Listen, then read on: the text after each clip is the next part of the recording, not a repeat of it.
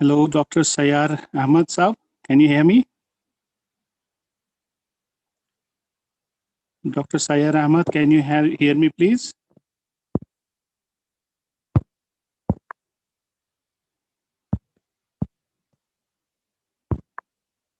Dr. Sayar Ahmad, please unmute yourself.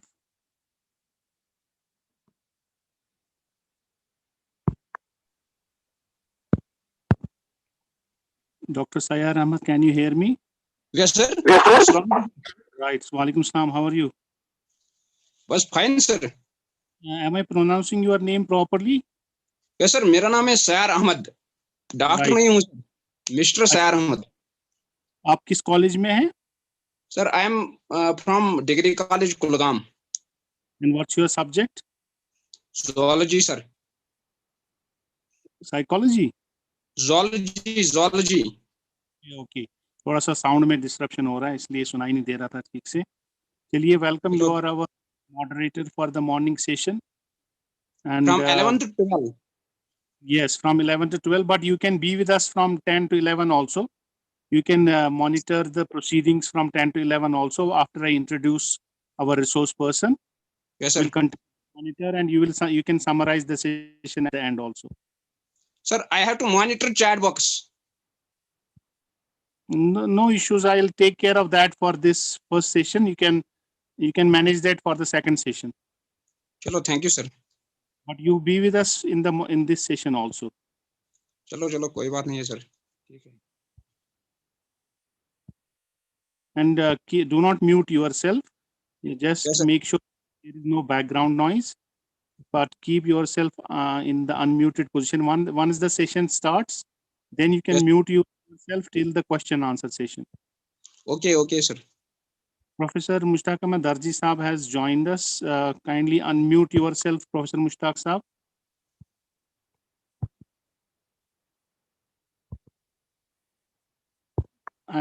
Professor Mushtaq Saab, I'm asking you to unmute. या अस्सलाम वालेकुम doctor साहब. Assalamualaikum. Sir, कैसे हैं आप? सर बिल्कुल ठीक है sir. So nice. Everything is fine, Thank sir. you, sir. Thank you very much for joining us. Yes, sir. Yes, sir. We're out of station for some important assignment. That's why you couldn't join us. This is for the information of participants.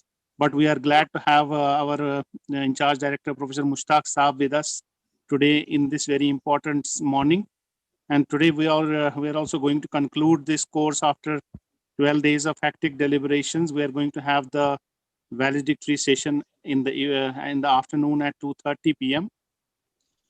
So we are waiting for our resource person, Professor Mushtaq Ahmad Siddiqui Saab, Honorable Vice Chancellor, Islamic University, to join us. He'll be joining us anytime from now. Then once he joins, we'll begin with the proceedings of the session.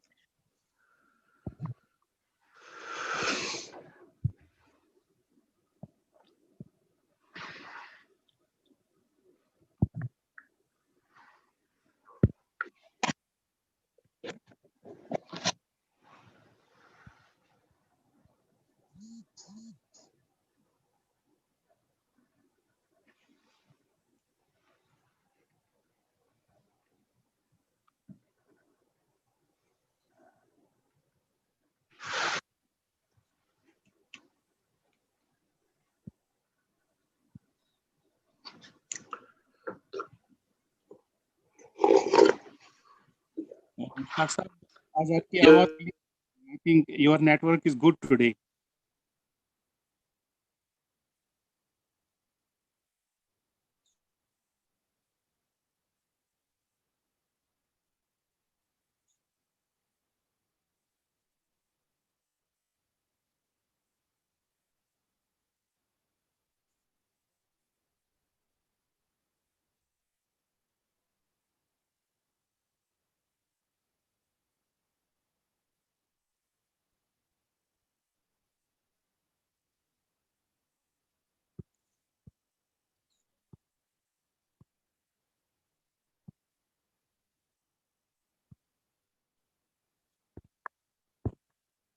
Professor Mushtaq Saab has joined us, Honorable Vice Chancellor, Islamic University. Sir, can you hear me?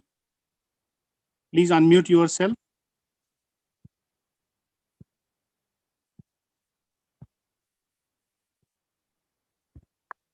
Sir, kindly unmute yourself.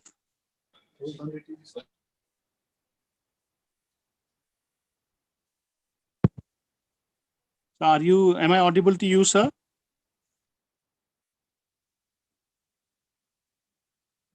VC Saab, am I audible to you, sir? There's no video, but I think I can hear you. Yes, Assalamu alaikum, sir. Can you hear me? Yes, I can hear Dr. you, sir. Geer, can you hear me? Yes, sir, I can hear you. Am I audible to you, sir? Sir, I can hear you. Am I audible to you?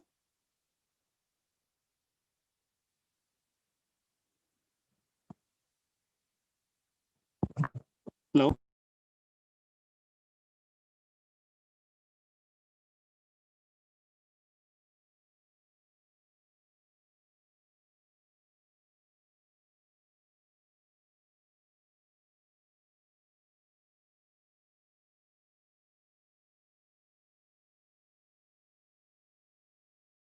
ठीक है sir, okay sir, okay sir, हो गया, okay.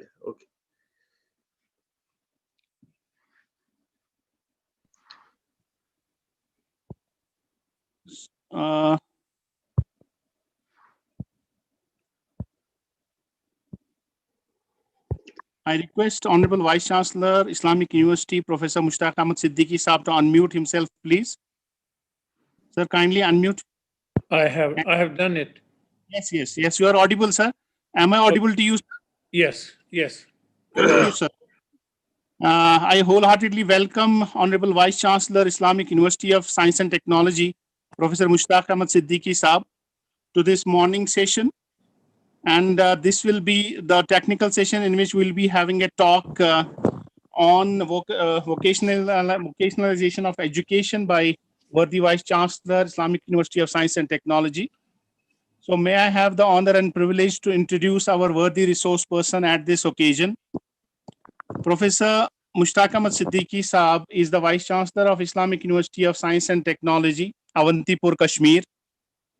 He has completed his schooling at MP Higher Secondary School, Baghi Dilawar Khan, Srinagar. And Dr. Geer, your voice is, breaking in the way. I was not able to listen to you. Maybe because of some connectivity issues, sir. Maybe, am I audible now? Am I clear now, sir? This time you are quite audible, but when you started introducing me, then there was no voice till now. So I'm actually in university, so therefore there are still some issues of the net. Somebody is fixing it up. Just wait for a moment. Okay, sir. Is that okay? Yes, sure, sir. Please.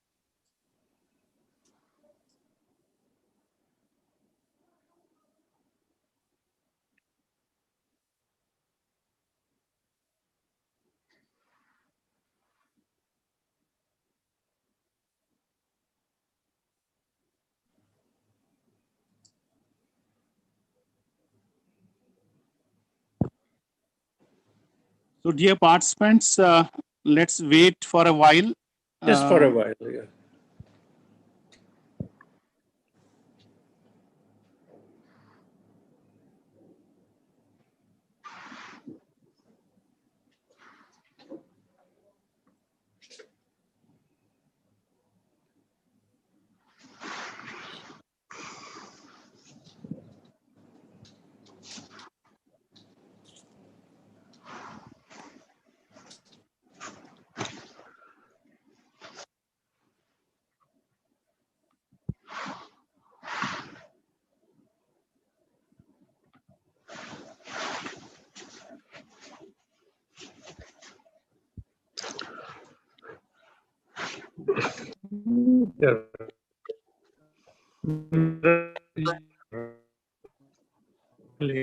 Mobile net ही चल रहा है.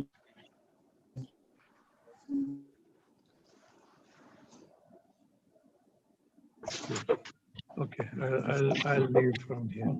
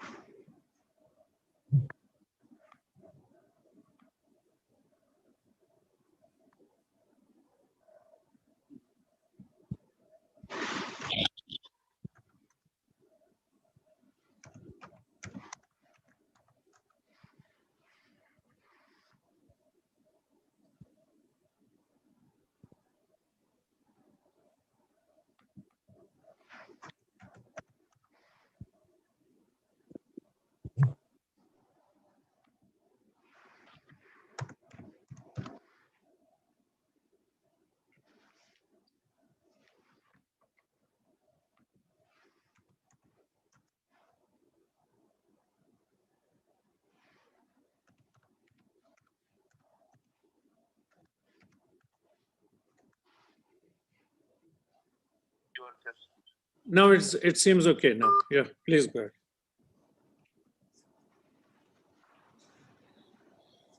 So dear participants, it's our privilege and honor to have with us this morning Professor Mushtaq Ahmad Siddiqui Saab, Honorable Vice Chancellor, Islamic University of Science and Technology, to deliver his talk on a very important topic, vocationalization of education. And it's my honor to introduce our worthy resource person, Professor Mushtaq Ahmad Siddiqui Saab, who has completed his schooling from MP Higher Secondary School, Baghi Dilawar Khan, Srinagar, and did his PhD from Jammu University in 1979. Professor Siddiqui Saab was the youngest PhD awardee at that time. In 1983, he did his postdoctorate from School of Medicine, Chiba University, Tokyo, Japan. And previously, Professor Siddiqui Saab has remained as Vice Chancellor Designate and Project Director, Transworld Muslim University Project from 2012 to 2014. He also discharged his duties as professor and had Department of Immunology at Sher-e-Kashmir Institute of Medical Sciences from 1998 to 2012, as Center Coordinator, Advanced Center for Genetic Diseases from 2004 to 2012, as Chairman and Head Department of Immunology and Molecular Medicine from 2003 to 2012, as HOD Central Laboratory Medicine and Clinical Biochemistry at SKIMS from 1990 to 2003. Professor Siddiqui has been visiting scientist professor at universities of Japan and Germany, besides being selected for doctorate fellowship at Ministry of Science, Arts, Culture, Government of Japan, Tokyo from 1981 to 1983. He has more than 100 international or more than 50 national publications to his credit. Of course, this is a very old data. We have improvised a lot since then. Professor Siddiqui Saab was appointed as Vice Chancellor, Islamic University in 2016 and was granted an extension in the year 2019 by the Chancellor and Honorable Lieutenant Governor of J&K. Under the dynamic and visionary leadership of Professor Mushtaq Ahmad Siddiqui Saab, IUST has progressed by leaps and bounds, and various innovative and reformative measures have been adopted to develop the IUST as a center of excellence and promote quality teaching and research activities at the university.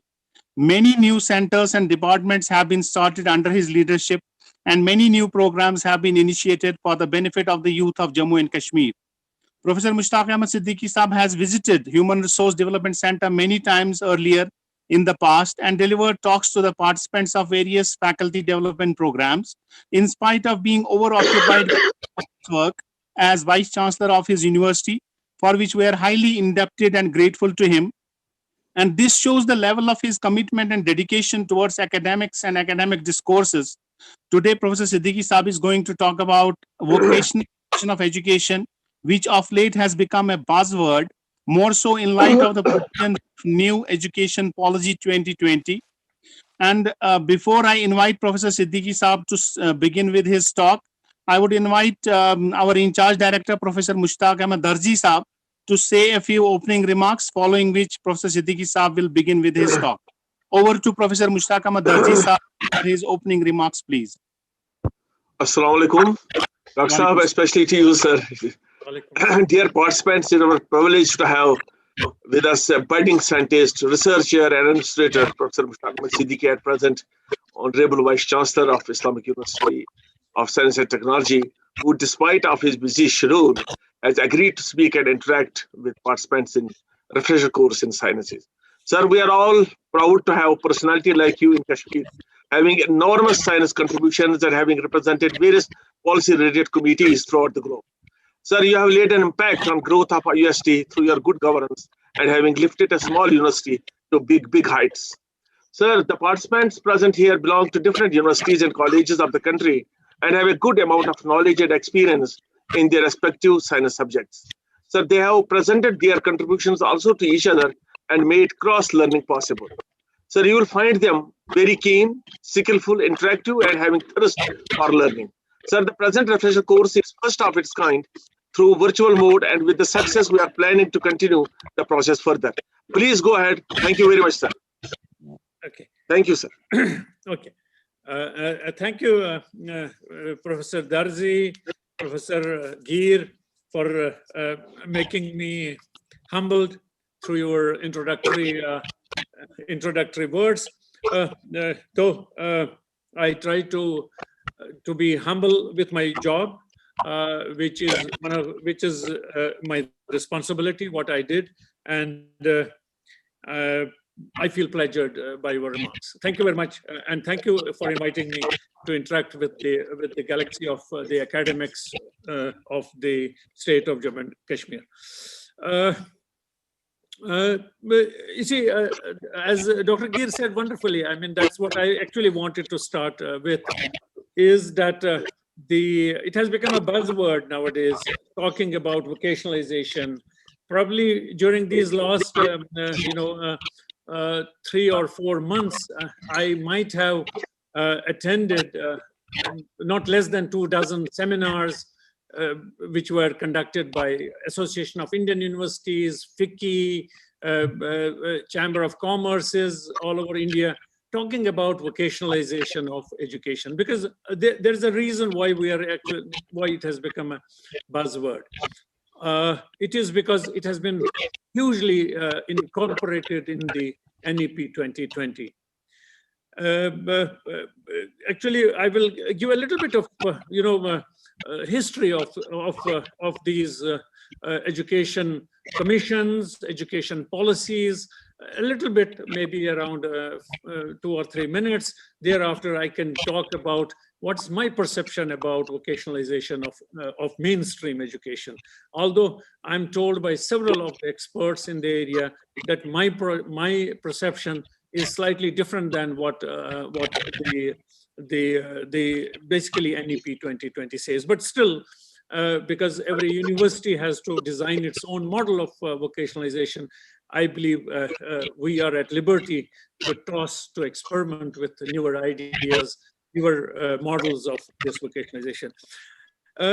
Coming to the vocations, actually vocation is as old as the human body. He learned to make food.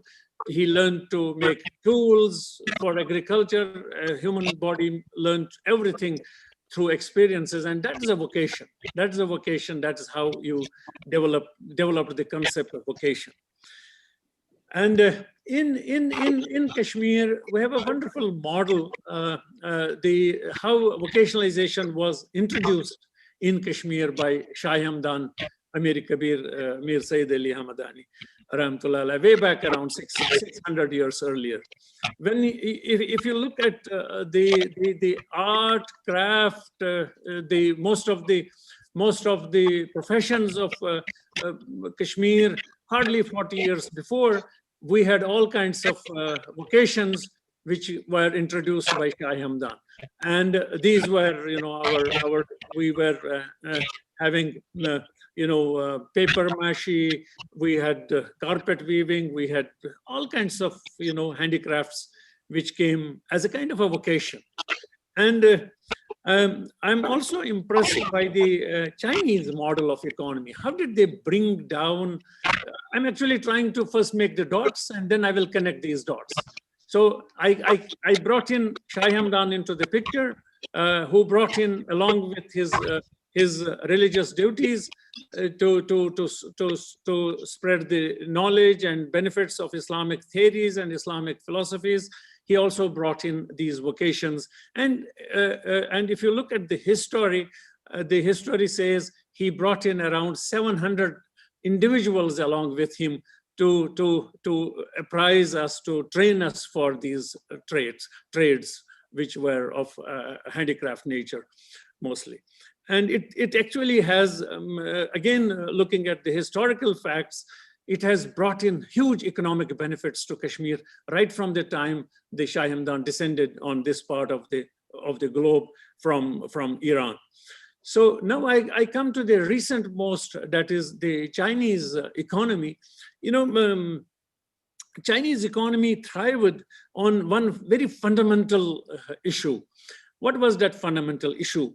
How can we bring down the cost of production of anything? I mean, that's why and they had a philosophy for that, and which I will describe how they did it.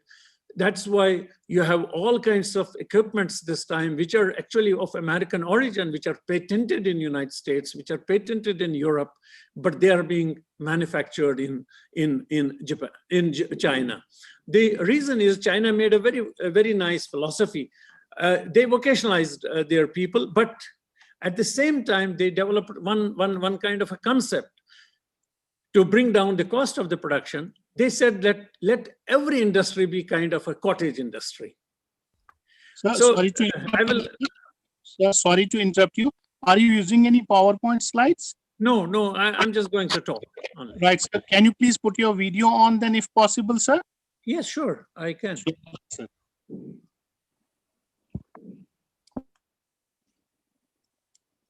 I thought I was already there. Okay, I'm sorry.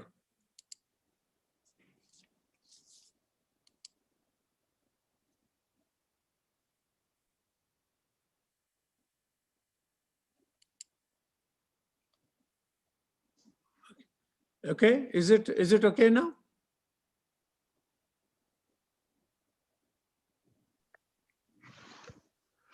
No, sir. No, sir, you are not visible, sir. Okay.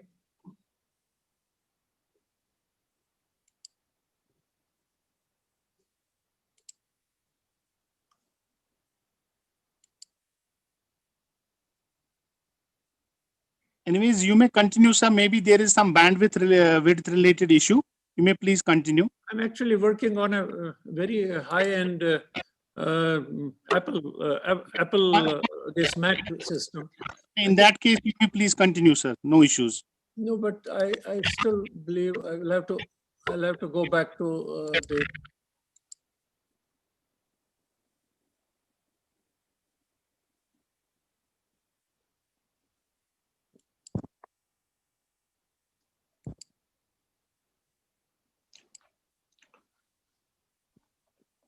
Yes, sir. Now you are Yeah, visible. you are Sir. visible.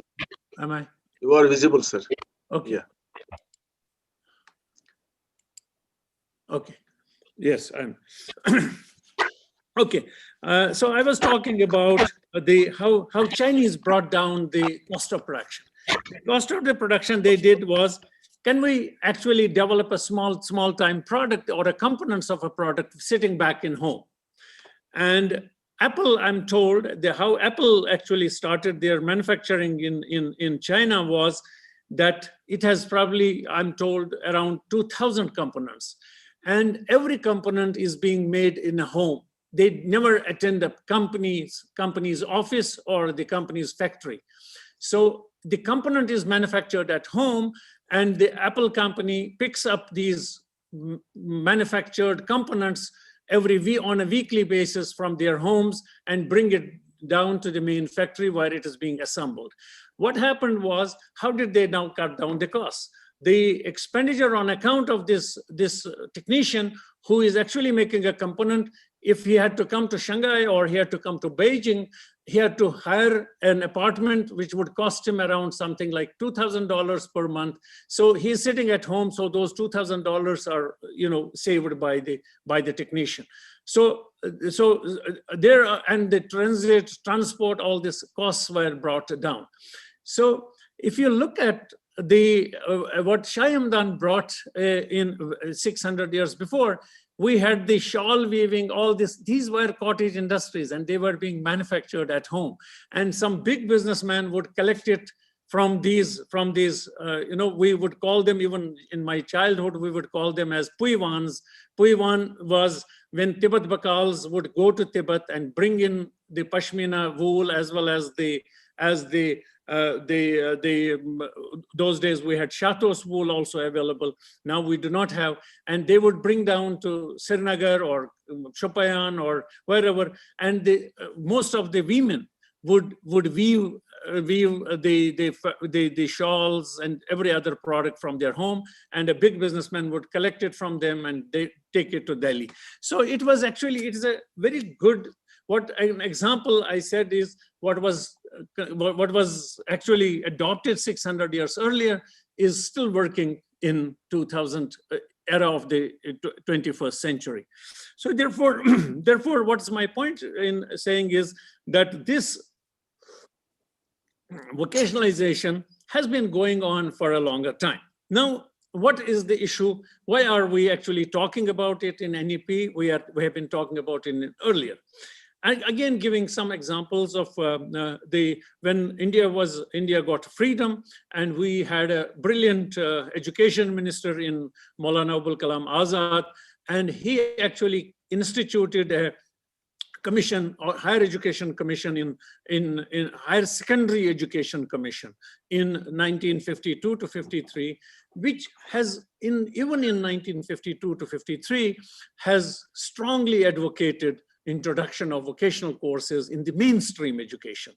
Okay, so therefore, and if some of us who come from the 60s or early 70s, from the schools of the higher secondary schools, we had some kind of, trades which were like carpentry, we had, electrician, we had weaving also was one of the trades in my school, Baghi Dilawar Khan School. It was actually the higher secondary education commission of 1952-53 had advocated, and it was still working till late 60s in India. So therefore, it's not a new phenomenon what NEP 2020 is talking about. So if NEP talks about that the hardly 5% of the school leaving students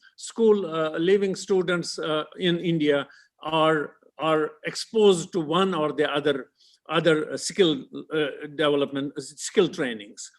While as it's again in the NEP 2020, which is saying that United States has 52% of the school leaving students having some exposure to the vocationalization, and in Germany it is 75%, and in South Korea it is as high as 96%.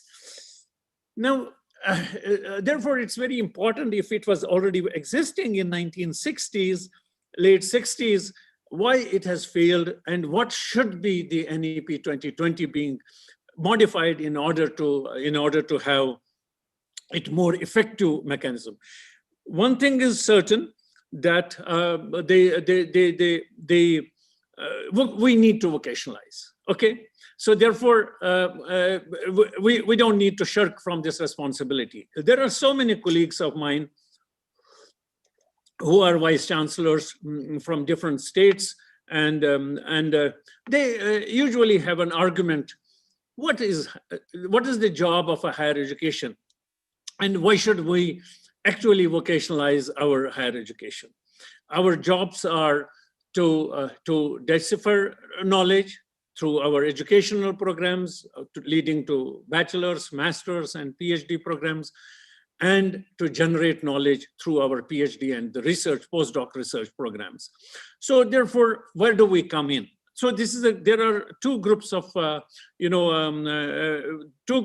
CEOs of the universities or higher educational institutions. One is saying that we need to change ourselves, and another says we are still doing good. It should be the responsibility of some other department. They have an argument. Yes, it could be by the Department of Technical Educations. We have so many ITIs, we have so many polytechnics. So why should the universities come into this? But I, as an individual, believe in the concept that no, universities actually need to do something more. They should continue doing the primary jobs of conducting academic courses. That means to decipher knowledge, to advocate knowledge, but also to generate knowledge. But in addition, I believe, yes, we should actually have a very good model for implementing the NEP 2020 for vocationalizing the higher education. So most of the CEOs of the higher educational institutions who were on the other side, have started coming to the mainstream thought process, that is to vocationalize. Now, I was actually looking at some of the data,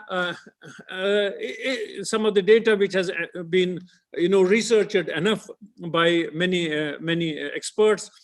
why did some of the vocational programs which have come, which were advocated by earlier Kothari Commission also has talked about in 1968, which was modified in 1986 by Rajiv Gandhi government through a expert committee. So therefore, a lot of experts have done research on this issue, why it has failed. So therefore, those can be those criteria which has finally contributed to the failure of the earlier philosophies or earlier recommendations need to be understood as challenge. So therefore, we do not make the same mistakes which have happened in the past, so that this vocationalization under the NEP 2020 is more effective and it is being taken to the logical conclusion. That is why the NEP 2020 says now, as a part of this, is not that it is to vocationalize, they have said about reimagining vocational education. So it is to reimagine. So therefore, it was already existing. So now we have to reimagine. Now, some of the challenges that experts have defined in our earlier programs, which have contributed to its not implementing it effectively. One of them is which is a major issue, is the funding. Actually, it is said even in the countries like South Korea, which has the highest number of, vocational programs in mainstream education. It is said there that to generate a particular laboratory for vocational studies, vocational study means a skilling laboratory, I would call it. Now I will be using more a skilling lab. It takes 3 to 5 times more than the normal lab. So for example, if you have a vocational or a skilling lab for chemistry, if it takes about 100 rupees to make one lab, it will take 300 to 500 to make a skill lab for the chemistry. So therefore, first and the foremost, the challenge that will be again for implementing this NEP 2020, reimagining vocationalization, will be the funding. Of course, the government of India has promised to raise the GDP, 3% of the GDP, which is being spent in education, to 6%.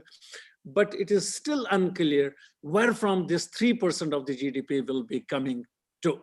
So therefore, before we start any programs on skilling labs, on creating skill labs, every higher educational institution has to understand it means more money.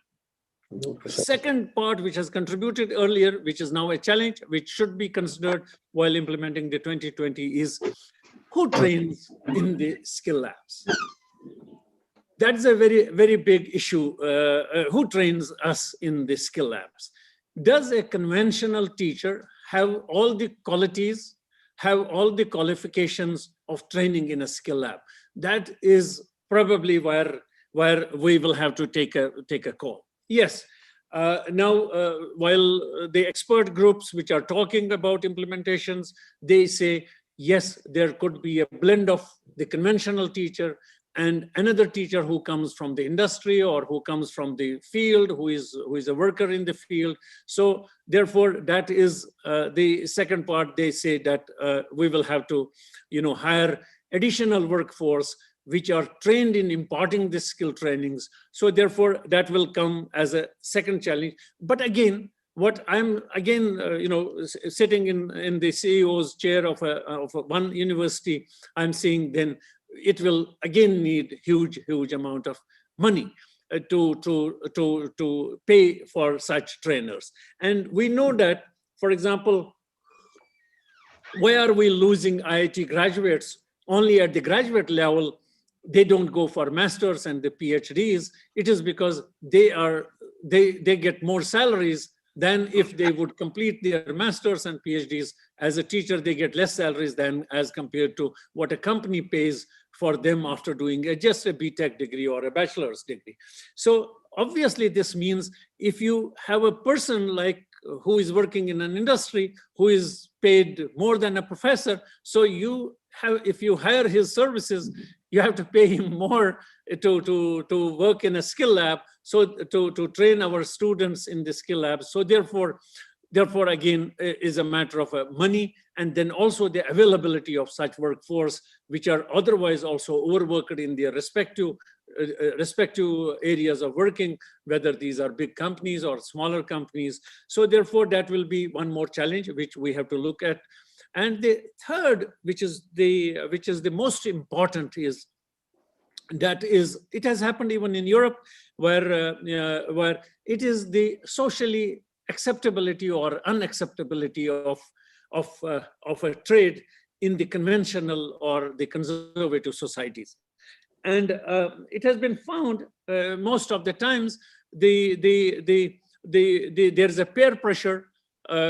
For example, only yesterday I was on one of the webinars where Secretary General of the Association of Indian Universities, AIU, she admitted that I wouldn't like my son becomes a carpenter or my daughter becomes an electrician. So I will admit, she said it unproudly, I admit that I wouldn't like. And there are so many, even if I'm asked to comment on this, whether my son or daughter would go for this. So therefore, what is the major challenge, in my opinion, is that we need to also address this at a society's level. So Europe or North America has come a long way in accepting such trades as a part of the social structure. I mean, I have seen personally while working there, I have seen there are many parents who were my colleagues, because I worked in usually the School of Medicine and the hospitals, and I saw several of the professors of medicine or professor of, actually I remember a professor of nephrology, he told me that my son is a plumber. And so there has got to be a social acceptability of these trades. And therefore, because if you look at it, for example, in my university, if there's a student who is being trained for in a skill lab for a plumbing, so he has to go back to the society, and that society has to accept him as a plumber. So therefore, this is also a major challenge. And then there are possibly methods how they have done it. I was actually interacting on phone on the FaceTime, with my old colleague. They have done a very good thing. I mean, the European model probably has some relevance which can be adopted for J&K at least, because we are actually trying to gather some of the data from the world and try to see how J&K can become beneficiary of such a NEP 2020 reimagining the vocationalization. Because as I said, that we need to get out of the obsolete mindset at the top of the government, business houses, universities, and the unit heads, so that we now adopt it. And therefore, what is that they have created? Instead, that is a possibly model that I'm also thinking that Islamic University will try to adopt. It is in a particular field. For example, somebody is doing an MSc chemistry, and I do not wish that because I'm also a part of the same civil society as you are, I do not think he will ever by himself try to become a carpenter or a plumber or an electrician. So therefore, I would think of vocationalizing his chemistry. And there are some departments which we have put into place to do that.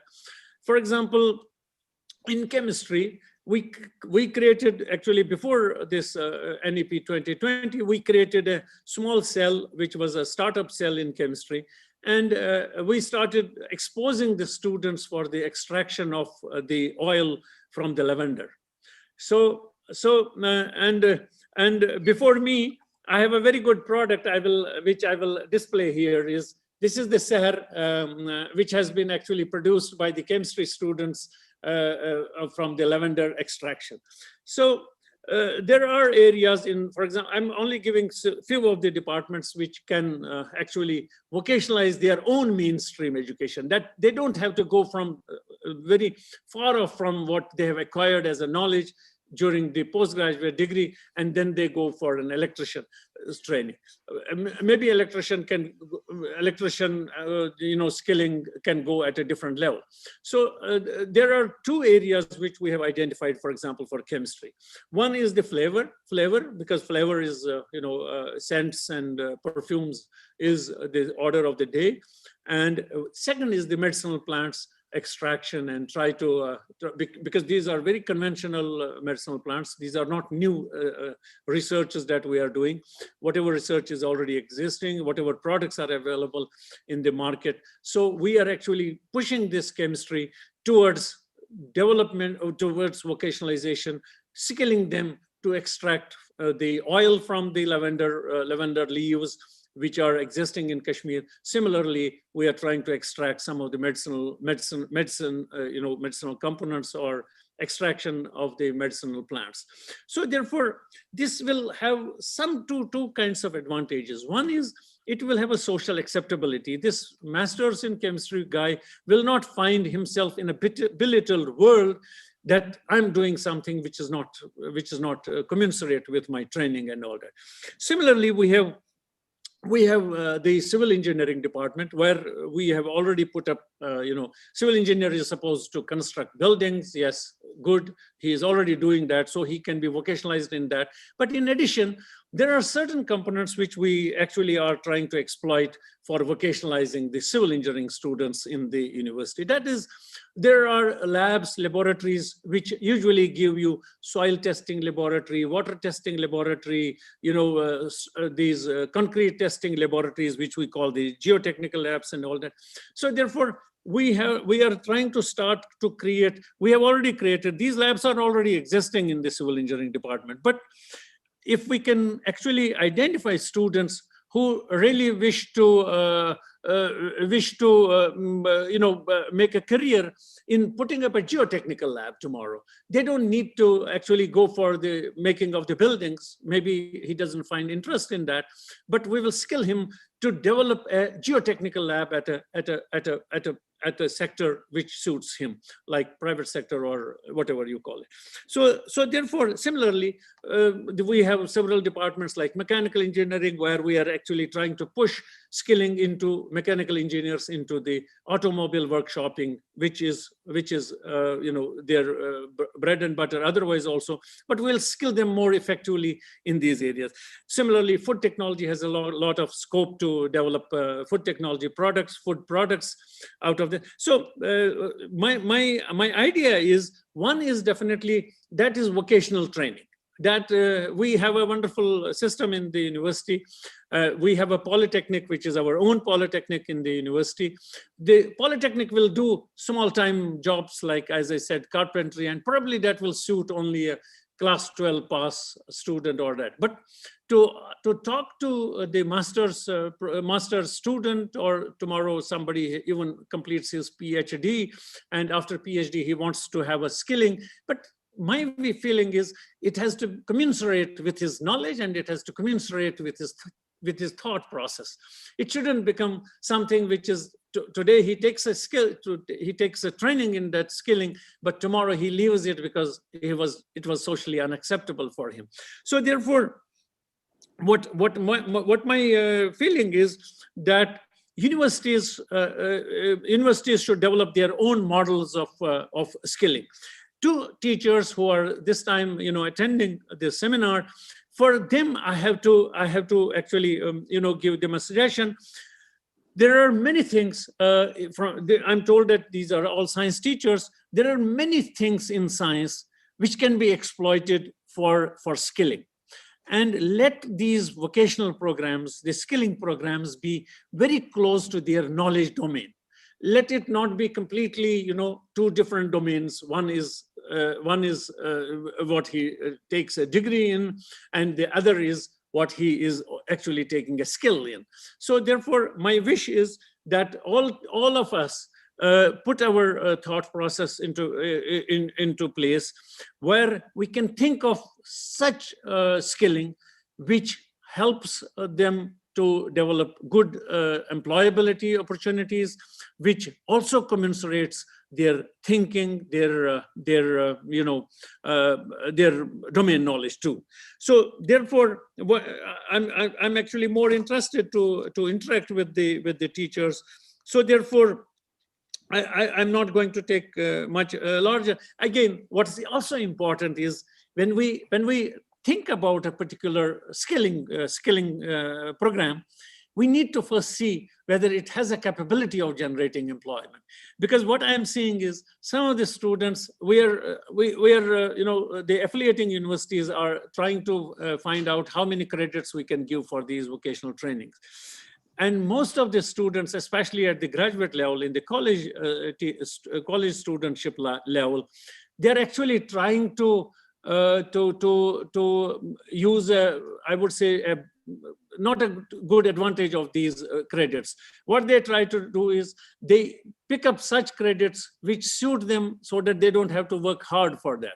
So the colleges, when we propose, universities propose some kind of skilling to them, it is important that we have what we call the skill assessments of those, whether it has an employability potential or not.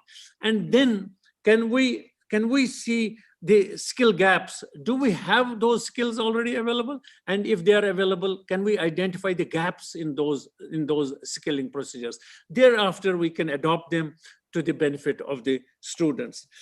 There are some, NEP 2020 has put up very ambitious goals, which is something like, up to 2025, they believe that 50% of the students coming from the schools and higher educations should be exposed to these vocational skilling programs.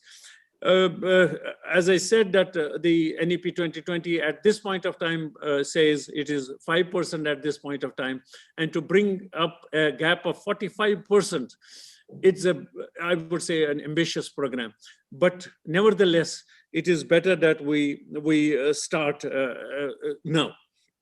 Then I'm also going to talk about, these are small-time skilling programs, but there are very newer technologies which are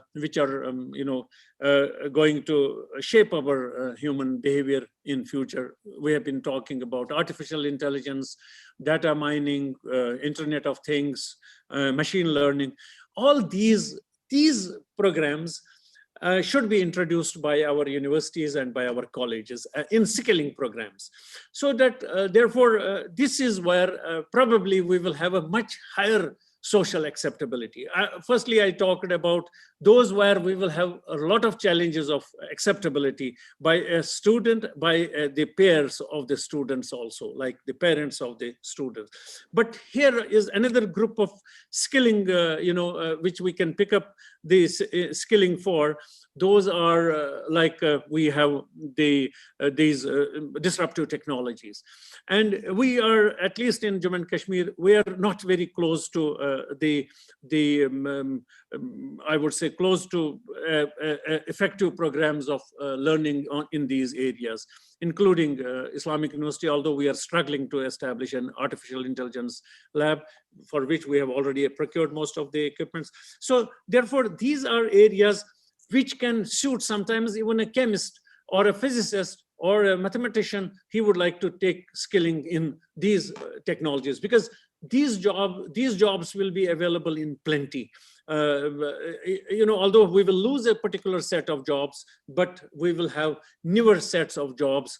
But we need to train most of our students, especially in postgraduate streams, to these technologies, especially if some people have the mathematics background. These mathematics students will be much more appropriately skilled in areas of this. And these can vary from 3 months to 1 year program. And hopefully our university is taking a lead in creating a new course from this academic year. We will have BSc in artificial intelligence, BSc in mathematics, machine learning, with physics and mathematics as core subjects also. So therefore, these are areas which can be picked up at a postgraduate level also. And skilling in these areas will also need a huge input of the finances. So therefore, I'll stop somewhere here only because there are only 15 minutes, and I may have to interact with the participants if they have some queries and they want to put some comments to me for my knowledge, so that we also develop a good model of skilling our youth. Thank you very much. Thank you very much, sir, for that very thought-provoking, highly inspiring talk. As usual, you have been highly motivating in your approach, and we know that you are a man of action who always comes up with practical solutions to our problems. Thank you.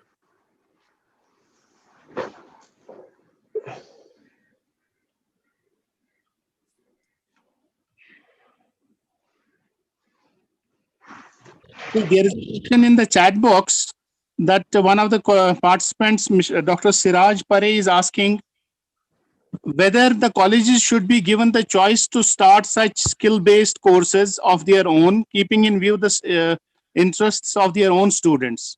So should they be open-ended, and should more flexibility be given to the colleges to start their own skill-based courses? Yes, I will tell you how actually we are proposing to the J&K government, because they have created a task force in which we are members. Most of the vice chancellors and the college principals are the members in that task force. What we have actually suggested is, I have actually suggested through my communication to the advisor who is in charge of the higher education, what we have suggested. There are three types of universities in Jammu and Kashmir. One is the affiliating university. We have only two affiliating universities. One is a Kashmir and another is Jammu University. We have two farm universities, agricultural universities. So, and then we have unitary universities like Islamic University, Mata Vaishno Devi University, and then the Baba Ghulam Shah University. The cluster universities are also falling under the Kashmir University, Jammu University, because it's a kind of a university which affiliates 5 colleges each. So, for us, for unitary universities, I have recommended that we will make our own model of vocationalizing the education, mainstream education. So thereafter, the affiliating universities should make it definitely in collaboration with the college principals, because college principals know what are their strengths in their respective colleges. So therefore, affiliating universities, because ultimately it has to go through although even if they will be on the NSQF framework, but these credits need to be incorporated into the academics. So therefore, ultimately the affiliating university has to incorporate them. So it cannot be standalone. For example, a college thinks that we can do it. The university tomorrow says we cannot incorporate them into our credits, and therefore exams may not be possible for them. So a good policy needs to be designed now. And for affiliating universities, it has to be in collaboration with the colleges. But when we as unitary universities are going to define our own policies on this vocationalization, this will be shared between the different universities. Maybe we have a better model and they can adopt, the colleges can adopt, and the universities, affiliating university will ultimately accept this adoption. Similarly, if the colleges have a good system to think about, even the unitary universities can adopt them through our own procedures. So therefore, even if it takes 6 months to 1 year to develop a good policy, but that policy document needs to be documented so that we have a very clear path, what to do and what not to do. Dr. Bilal Ahmed Mir has the next question. Please go ahead and ask, Dr. Bilal. Assalamu alaikum warahmatullahi wabarakatuh, sir. First of all, it was indeed a thought-provoking lecture. So I have 2 queries. First is that what are the innovative courses that we can vocationalize, and if we can vocationalize the same traditional courses, for example, where we are going to try to give a training like engineering, carpentry, and other things, and all the universities and all the colleges, if they are going to focus on the same traditional and same vocational courses, So at time is not so far that is going to again increase the same sort of job insecurity that right now we are facing. So can't we do one thing in as a Jammu Kashmir whole, that we can specifically distribute these vocational courses, and so that infrastructure requirements are also college specific or university specific, and courses are also the vocational courses that we need, like you have done in your own university, that you have uh, identified food technology, chemistry, and engineering. Similarly, Kashmir University can identify some more courses, and colleges can identify some more courses, so that the flow is also controlled, and at the same time, the vocationalization also will take place. True, Dr. Bilal. This is exactly what we have been actually talking to the government of Jammu and Kashmir, that we should have a very strong roadmap how to implement this NEP 2020. It's not only the vocationalization of this, because there are certain other aspects also which are good in the NEP. So what is important is that we sit together. I mean, all universities sit together in collaboration with the colleges, which are its, basically feeding channels. We develop a good model. This, in what you are saying, is we have also agreed that we should have a certain set of trades which are very unique to one university or its affiliating colleges, and another uniqueness with another university, so that we do not duplicate or triplicate or quadruplicate or multiplicate the same trades. What is important is, you see, unfortunately, I do not have time, because you also have something to do. I also have a meeting at 11 o'clock. So, but otherwise, I was in one of the, Dr. Geer knows, when I talked with another group of professionals like you, I said that we need to basically, in India, we need to adopt a pyramidal form of education, pyramidal form of, colleges and universities. We should not have a dome-shaped, dome-shaped this educational model. Actually, if you look at it, if you look at Kashmir only, let's not go out of Kashmir. We can actually, sustain about 100,000 people, 1 lakh people from outside J&K, who come here for small-time jobs like carpentry and masonry, similarly electrician and all those things, plumbing and all that. So therefore, you see, you need 100,000 people who are skilled in that kind of a trade. But for artificial intelligence, you may not need more than 2,000 people, more than 500 people or 1,000 people or 2,000 people. But because they are very knowledge-based, highly skilled jobs, which will be using the artificial intelligence or mechatronics or robotics. So therefore, we need to actually consider these things, which are the trades where a lot number of people can be trained, which can be skilled, and which are the ones which should have a very limited access. It's not that everybody should go into, because I will open up a department of artificial intelligence and tomorrow we will have 100,000 professionals who are trained in artificial intelligence. It should not be like that. That's exactly what you are also saying. Exactly. So my feeling is that we need to create a pyramid, and in that pyramid, we need to adjust these skills, and which are the areas which will go into the apex of the pyramid, and which are the areas where we will skill them on the bottom of the pyramid, so that we have an equitable, resource utility, and we have an equitable generation of the jobs. I think I did probably answer your query. Yes, sir. Thank you very much for answering all the queries so efficiently. In fact, we have a lot of appreciation comments in the chat box. The participants have applauded your talk very much. So we're highly thankful to you for sparing time and being with us. At this point of time, I would once again invite our in-charge director, Professor Mushtaq Ahmad Darji Saab, to give his concluding remarks and wrap up the session. Over to Mushtaq Ahmad Darji Saab. Thank you very much, sir. It was really a big speech on the vocationalization in different colleges and universities. Sir, you are right, sir, because this is the only way through which we can be in a position to eradicate unemployment practices in Kashmir, especially in Kashmir. And there has been a need in the past also, but no efforts were made. But today now, the committees have been formed in which, sir, you are also participating as a member. And definitely, sir, your views definitely on the vocationalization of this education will have a leading impact on the employment status of our youth in J&K state. Sir, it is rightly because one of the query was that can we start the vocation, different vocations are, the colleges can at liberty start their vocations, and it is definitely, sir, they should be allowed for that also, sir. I am having a strong viewpoint that even in college, the college principal will be aware about the environment prevailing around, and he will find out the vocations which are actually having certain these rich experiences in a particular, like in Bandipura, we will have different vocations. Maybe at Avantipura, we will have different vocations. Definitely the principals, if they can identify that what can be the different courses, different vocations, vocational courses which could be launched by the particular college, and it should be allowed, sir. Because maybe at a supreme level, they may not be in a position to identify those courses, those vocational courses which can be even run by the colleges who are in the far-flung areas.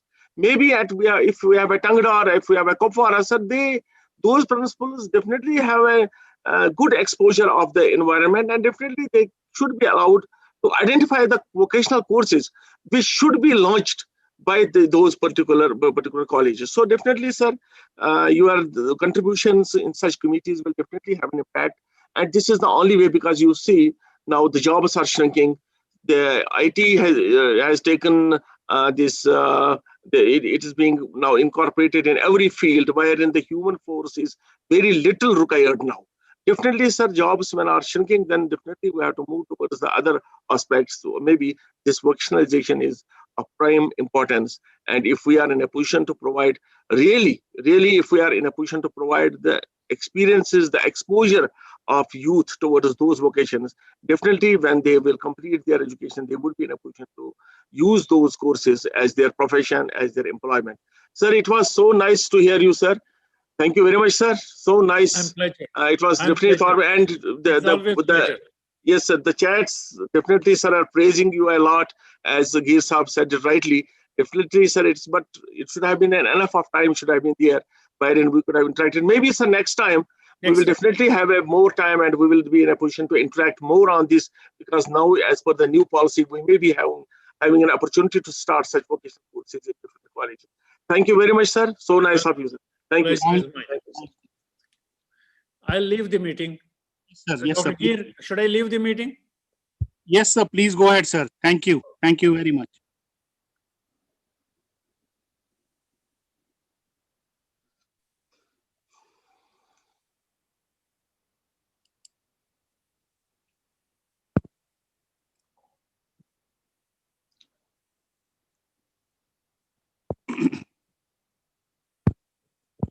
Well, dear participants, we'll continue with our program of this day.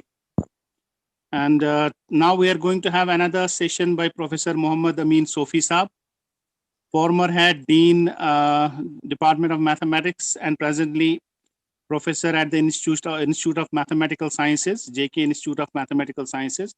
And our moderator for this session will be one of the participants, Dr. Sayyar Ahmad. I would request Dr. Sayyar Ahmad to unmute himself.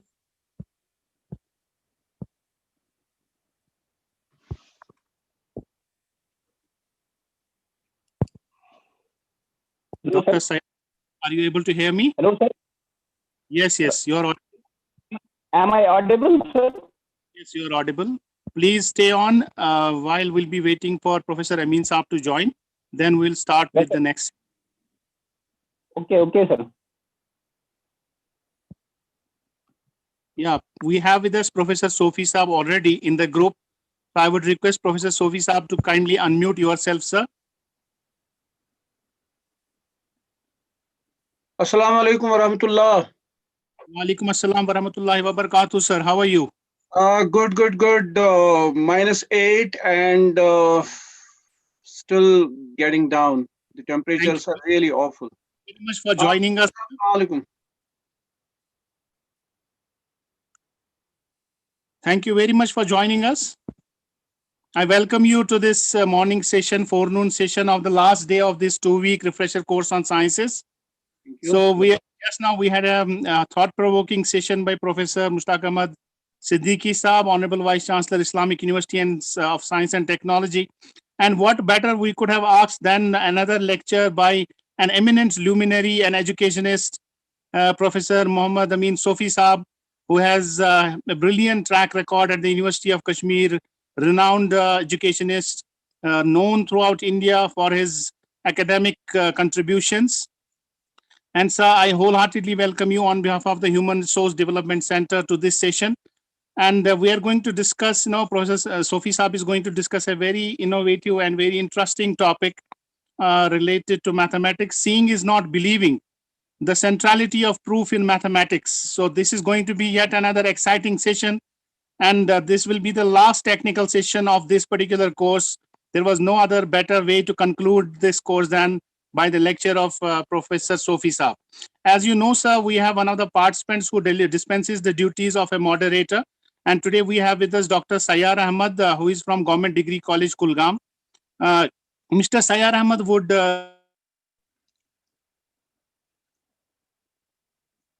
Hello, sir. Hello, sir. Mr. Sayyar Ahmad, please go ahead and welcome and introduce our resource person, Professor Sofi Saab. Please start. Hello. Hello, Assalamu alaikum, sir. Walaikum.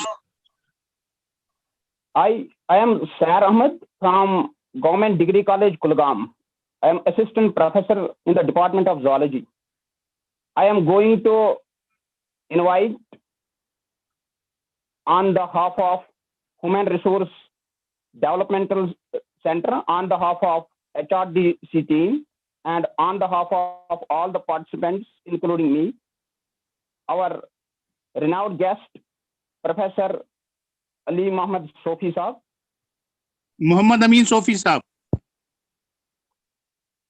Muhammad Amin Sofi Saab to deliver his talk on seeing is not believing, centrality of proof in mathematics. So far as the Professor Muhammad Amin Sofi Saab is concerned, he is presently working in the Department of Mathematics, Central University of Kashmir. He is also working as a visiting professor in the State Institute of Mathematical Sciences, Srinagar. Professor Sofi Saab has got his PhD degree from Indian Institute of Technology, Kanpur. During his research, he has worked in functional analysis, lambda basis, and lambda nuclearity. He has got post-doctoral fellowship in 1984-86 from Kiel University, Germany. He has also been awarded as emeritus professorship while working at the Department of Mathematics, University of Kashmir in March 2015 to September 2018. Besides, he has a teaching experience of 38 years. He has been awarded Ramanujan Award, Ramanujan Prize 2009.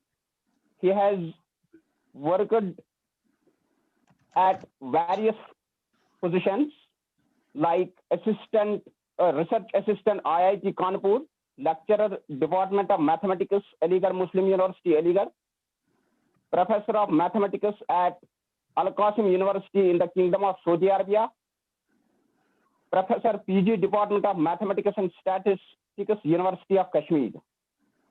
Without taking much time, I invite Professor Dr. Muhammad Amin Sofi Saab to deliver his inspiring talk on seeing is not believing, centrality of proof in mathematics. I hope that all of the participants will enjoy his talk and will be inspired. Thank you, sir. Before that, Professor, our in charge director, Professor Mushtaq Ahmad Darji Saab would like to say something. Professor Darji Saab. Assalamu alaikum, Dr. Saab. Sir, really, sir, we are proud of a personality like you here, sir, with us.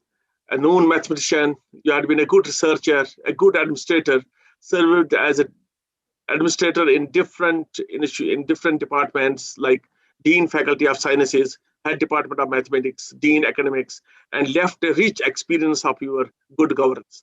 So I welcome you to this session, sir. Despite of your busy schedule, sir, you agreed to our proposal. Even, sir, I was just, I made you that there is no and he says that you have to deliver a lecture, and we are really, sir, proud of you that you agreed to our timing, to our this day, sir. You finally agreed to it, and we are, sir, really proud. So these participants who are coming from different colleges and universities are very interactive.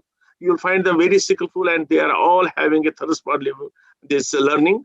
And definitely, sir, your talk on will definitely enrich their experiences, and there will be a very good thought-provoking after the lecture is complete. Discussions will be there, interactions will be there. Sir, we are really proud of having you to this speech today in this refresher course of sciences. Thank you very much, sir. Sir, please go ahead. Thank you very much, Mushtaq Saab, for inviting. In fact, not for inviting, but for telling me that I have to do it, come what may. So yes, sir. Yes, sir.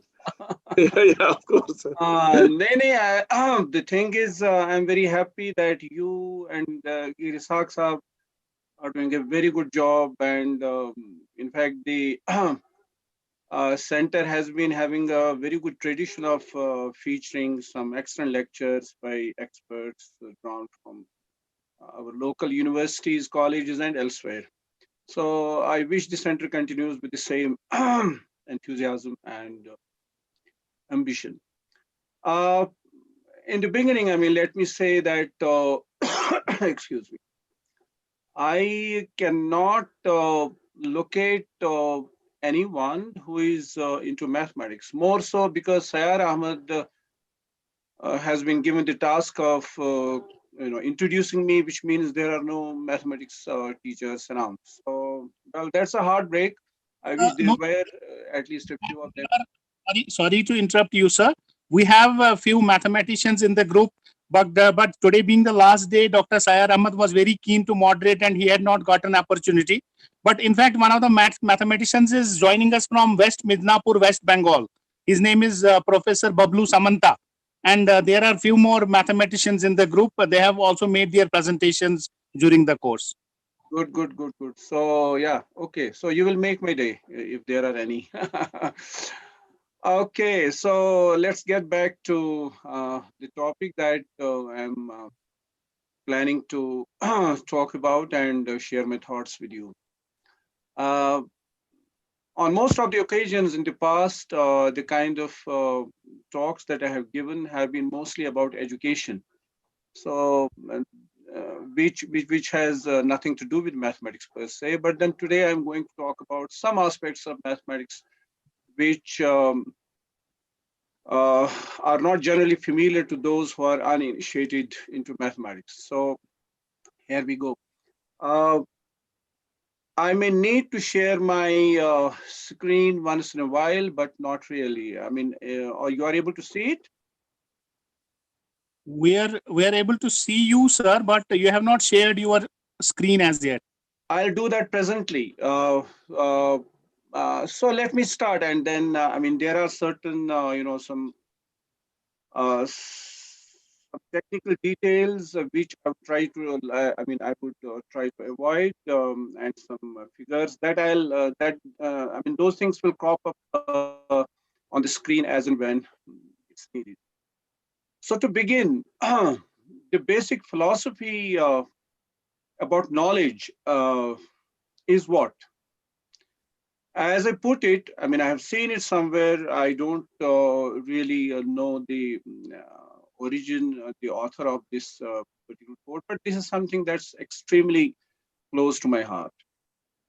So it is, if you can know something, then it is criminal not to know.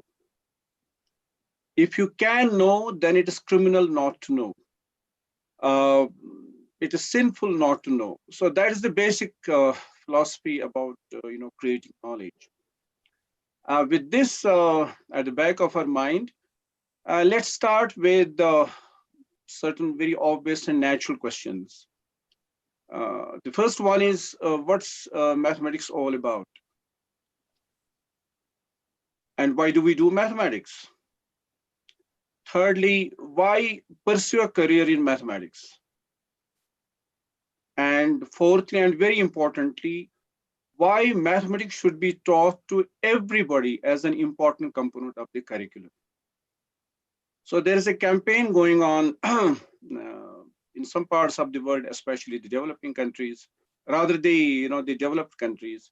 It has started from the US, where attempts are being made to teach people the importance of mathematics from the very beginning of their schooling. I mean, this is needed as much for a shopkeeper, a taxi driver, a hotel, restaurant waiter, for everybody. I mean, it all depends the quantum of mathematics that you have to teach him. After all, mathematics is not about manipulating numbers merely. It deals with a whole lot of things, but then what it inculcates is a certain habit of mind. So first of all, it's basically just not about manipulating numbers. So there are certain myths about mathematics which I would like to dispel before we come to the actual theme of this talk. So the first myth is that mathematics is all about manipulating numbers. Then all needed mathematics has already been discovered. Third, research in mathematics is library research. I mean, you understand what do I mean by that, especially in the humanities, history, social sciences. This is not to take away anything from the kind of researches that are being carried out in humanities and social science, but it's, for the most part, it's library research, plus some groundwork, some studies that you have to carry out on the field. And then this belief that success in mathematics comes from talent alone. So these are certain myths. Of course, I mean, one has to have a certain amount of aptitude for doing anything, and so is it needed. It's needed as much in mathematics as elsewhere. But then talent alone does not deliver the goods here. I will have to now share the screen. Just a second.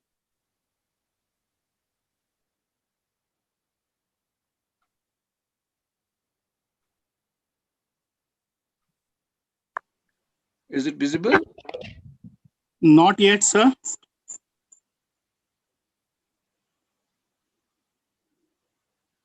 Is it there? It's about to come. You have started sharing. Yeah, visible now, sir. Is it visible to everybody? Yes, yes. Everybody, sir. Please go ahead. So I'd started with with this number one question. So these are the this is a set of questions. What's mathematics all about? Why do you do mathematics? Why pursue a career in mathematics? And why mathematics should be taught everywhere? So so this is these are the short answers to the first question, which I am going to elaborate upon in the time that's allotted for the purpose. So it's essentially an intellectual endeavor seeking truth, beauty, and simplicity.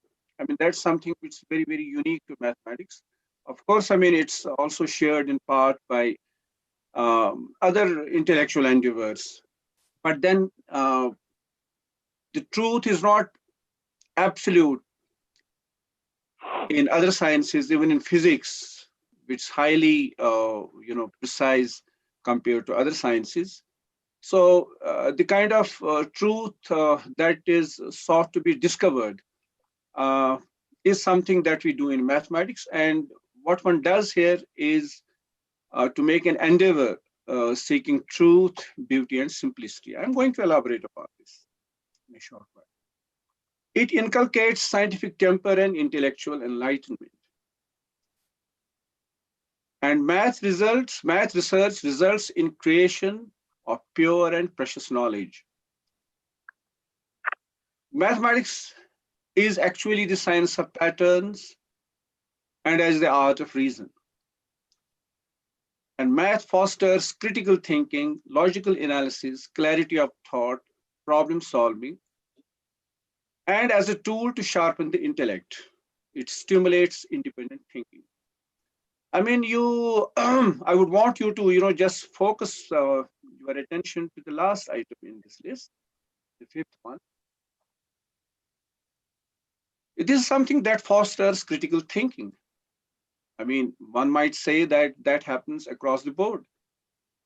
But as I said, it is something which is very peculiar, very typical of mathematics. It fosters critical thinking in a very, very unique sense. It develops the power for logically analyzing things. And you are endowed with clarity of thought. There is no clutter if you do mathematics and learn mathematics the way it is supposed to be learned and done. It is one of the best tools that enables one to solve problems, not only mathematical, but problems elsewhere. How they approach things, a problem in the family, a problem in the society. Not that you outsource or you hire a mathematician to solve problems, but then his inputs are known to come in very, very handy in problem solving of all sorts. And of course, it is a tool to sharpen the intellect and stimulates independent thinking. You will excuse me, I have a bad throat and I have not been keeping well for the last 7-10 days for the first time in years. So you'll bear with me.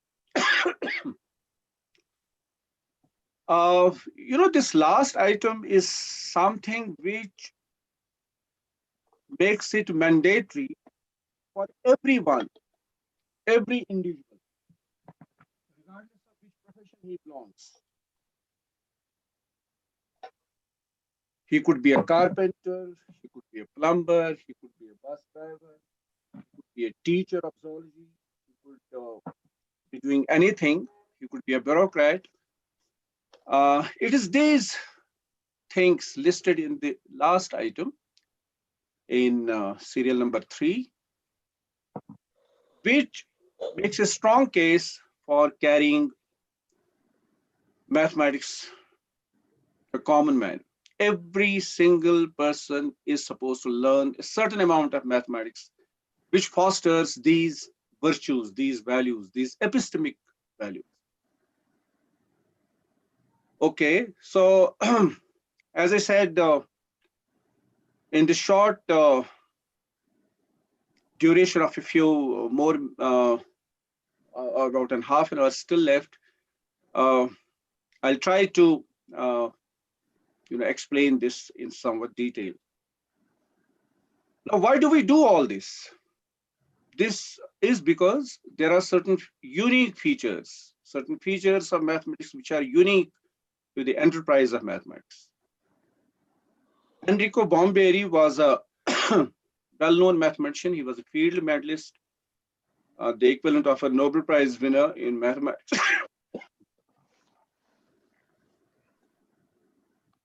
He had famously said, knowledge, even when it's not motivated by short-term gains, is always precious. I mean, just try to understand what's being said. You see, it's being generally complained that a piece of knowledge is useless unless it is used to improve our standards of life, to improve the conditions of life, to create opportunities for jobs, to create opportunities for employment and stuff like that. Well, that goes without saying, no issues on that. But then, this is my personal belief as well as my personal experience that if you do things for their own sake, for example, you gain knowledge, you create knowledge, you disseminate knowledge, knowledge for knowledge's sake, the results will be forthcoming. It's only a matter of time. So mathematics is a kind of knowledge which is not sought to be pursued for short-term gains. But nevertheless, it is precious, and it's precious in a number of ways. Of course, it is precious in terms of its applications in science and technology. But that's one of its easier implications. That's one of its simple consequences. That is one of the smaller bequests of mathematics to humanity, that is being applied here, there, and everywhere. One doesn't do mathematics simply in order to develop tools so that you solve the real life problems. That is definitely there, that has got to be there. But then the buck starts somewhere else. Doing mathematics for its own sake, understanding what's going on when you try to understand, when you try to make sense of a piece of mathematics, you try to understand what's going on, what is the big picture. Once you are able to make sense of all that, it's only a matter of time that that piece of mathematics finds applications. I mean, this is what we know and what we have seen in as a result of our experience. Now, why mathematics is not as popular among the students or in the society has to be understood for the reasons why it is so. One of the reasons is, number two, intelligence is proved not by the ease of learning, but by understanding what we learn. So what we do in the schools and colleges, even in the universities, is to teach mathematics. The best a teacher achieves is to understand a piece of mathematics and then teach it to the students so that they understand it. But learning to understand is a different kettle of fish. In mathematics, it's not enough that you, you tell yourself that I have understood this particular result or this particular theorem. What is important, in fact, more important, is to understand why is it so. So that's what I mean by saying we don't merely learn, we have to understand what we learn. And this was, this is a quote by John Whitney.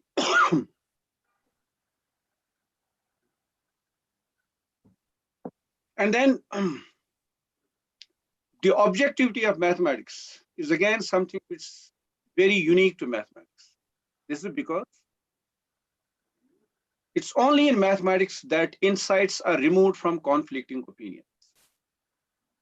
You see, I may have an insight into the realm of physics as a physicist, let's say, or as a social scientist, or as a historian, or as a medical doctor. Insights are needed everywhere, in the literature, for example, in philosophy. But then there is danger of these insights running into conflict with a contrary view that someone else may propound.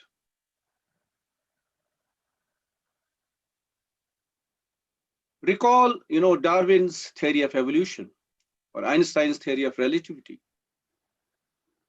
or Mendel's genetics. They were taken with not a pinch of salt, but with tons of salt when these theories were propounded.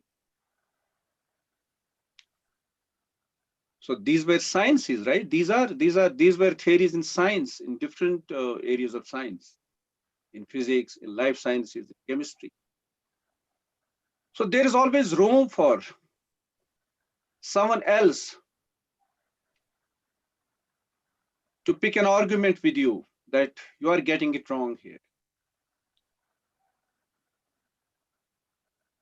But On the contrary, once someone comes up with an insight or an insightful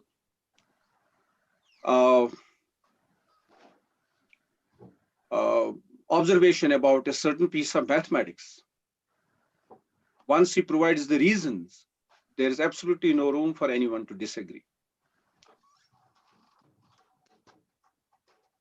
There hardly are any instances in the entire history of mathematics where a piece of mathematics was propounded and then it was thrown into the dustbin down the line. It has never ever happened. Well, it's possible that someone may come up with a body of mathematics, with a piece of mathematics, with a few results of mathematics, which people may have accepted to begin with, but then over a period of time, people looked deeper into it and then found out there was a flaw in the argument. And then it was rejected, it was trashed. There are such instances, but very few and far between. But again, that doesn't take away from the objectivity of mathematics. There's absolutely no room. So for example, 2 + 2 is 4. This is what it is, what it was, and what it will continue to be. Pythagoras' theorem, even if you are not into mathematics, I think, as I said, this campaign which is going on in many parts of the world to carry mathematics to the common man, this is the kind of stuff. For example, Pythagoras' theorem, everybody should know about it. Every single person should know about it, at least this statement. It says that you have a triangle, a right angle triangle, which has a right angle as one of its angles. Then if you erect a square on the largest side, its area equals the sum of the areas of squares erected on the other two sides. As simple as that. I don't think the statement needs any technical know-how about mathematics. So Pythagoras had done it for the first time, and it's a fact of life. It was a fact of life, and it will continue to remain as one. There are no exceptions. So this is a little bit of explanation about insights into mathematics. These are completely divorced from opinions which conflict the veracity of that mathematical truth. Well, something that doesn't really go well with mathematics compared to other disciplines is in view of this last bullet in the list there in 4. Mathematics is a slow, contemplative process. It takes time to produce a work of art and mathematics. It takes time to produce a work of art, and mathematics is hard, creative work. Here, discoveries don't come for free. They don't come easily. Because, depending upon the complexity of a mathematical problem, it takes its own sweet time to germinate in the mind. You think about it, you think about it day in and night. You think about it standing and sitting, eating and drinking. Sometimes, a flash of insight comes under very, very unsuspecting circumstances. You are riding a bus and the idea comes to you. That happens because that's how mathematics is supposed to be done. It's not necessarily done effectively in your study with a pen and paper in hand. You keep thinking about it day in and day out. It's always at work at the subconscious level, and sometimes a flash comes. And there are plenty of examples of great pieces of work which were produced by equally great mathematicians in such moments of inspiration, sudden flashes of inspiration. So these are some unique features, and this one up over there, mathematics is about the only intellectual endeavor which is objective, unsullied by conflicting opinions, which I think I've already said. So there's a repetition of this point here. And we also talk a lot about beauty in mathematics. Well, there is beauty in the study of the universe. There's beauty in the study of the DNA, how it works, in the cell biology, of genomes, of everything that comes our way. So you see beauty at work, the dance of beauty and harmony at work. But the kind of beauty in mathematics that we talk about, it is quintessentially intellectual. This beauty is perceived by your mind, not by the physical eye. But then to appreciate it is not, may I say, everybody's cup of tea, because it is demanding.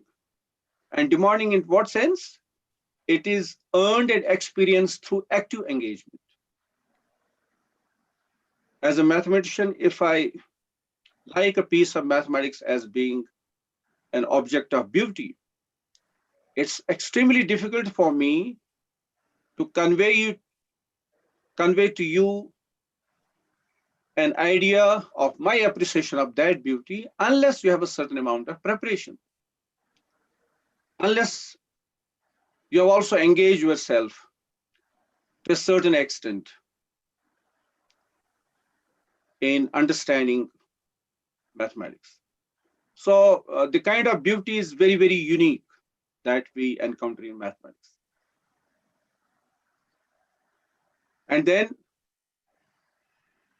mathematics stands out for producing a body of knowledge that has these unique characteristics. Universality, I'm going to explain it in a moment. Objectivity, that I have already spoken about. Endurance and relevance. Well, universality, what does that mean? A mathematical truth, a piece of mathematics that I believe is true, it's not false, will be judged so by everywhere on the planet. In fact, in all the planets, in the entire universe, hence the universality. As I've just said, it doesn't quite happen with the theories that we do in physics. For example, string theory in physics is a fad, or it's a craze right now among theoretical physicists. But then I know a whole lot of physicists doing excellent work in other branches of physics who are very skeptic about string theory in various senses. Some say it's not going to be the theory of everything as we are told. Some say, well, whatever its prognostications, its predictions, these are not amenable to experimental verification in the lab for a long time to come. So they say their criticism is on various counts. But then it doesn't happen in mathematics. Pythagoras theorem, I believe as much as a high school teacher or a high school student would believe. Any mathematician in USA, in England, in Tunis, in Malaysia, in India, in Bangladesh, in Pakistan, everywhere believes in its veracity. So there are no exceptions. So that's why it's universal, and objectivity I have already told you about. And endurance. Endurance is something which is closely tied to universality.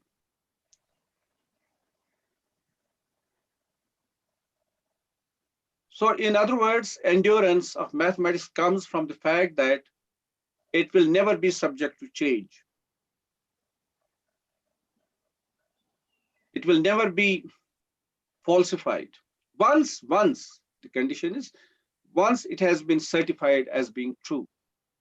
Well, it's not a group of mathematicians necessarily who will sit down and say and certify that it's okay.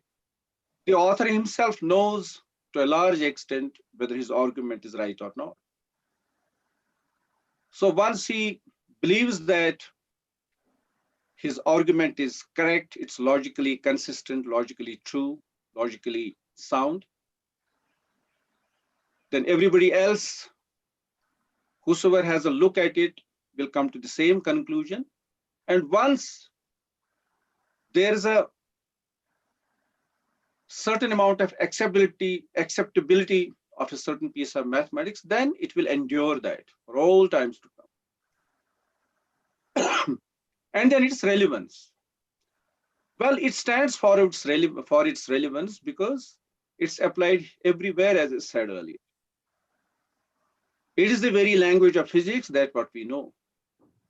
But then it's used in chemistry, in life sciences, in sociology, in law, in pharmaceuticals, in management. So it's relevant to every single branch of knowledge. Now, the theme of my talk, which was that seeing is not believing. So how do we recognize a certain problem worth pursuing? A certain problem of mathematics worth pondering over? Well, I'll give you a few examples, and I have chosen these examples with this understanding that the audience here are mostly non-mathematicians. But then, since most of you happen to be teaching in colleges, so this is the amount of mathematics, sorry.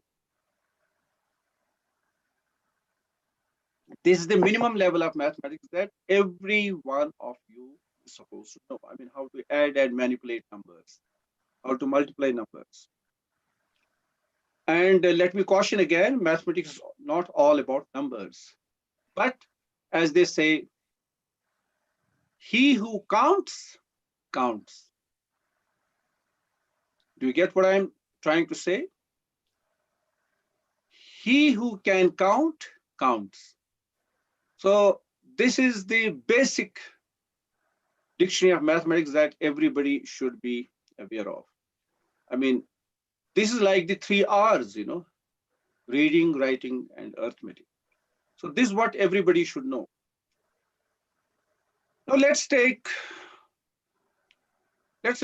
have a look at this example number 1.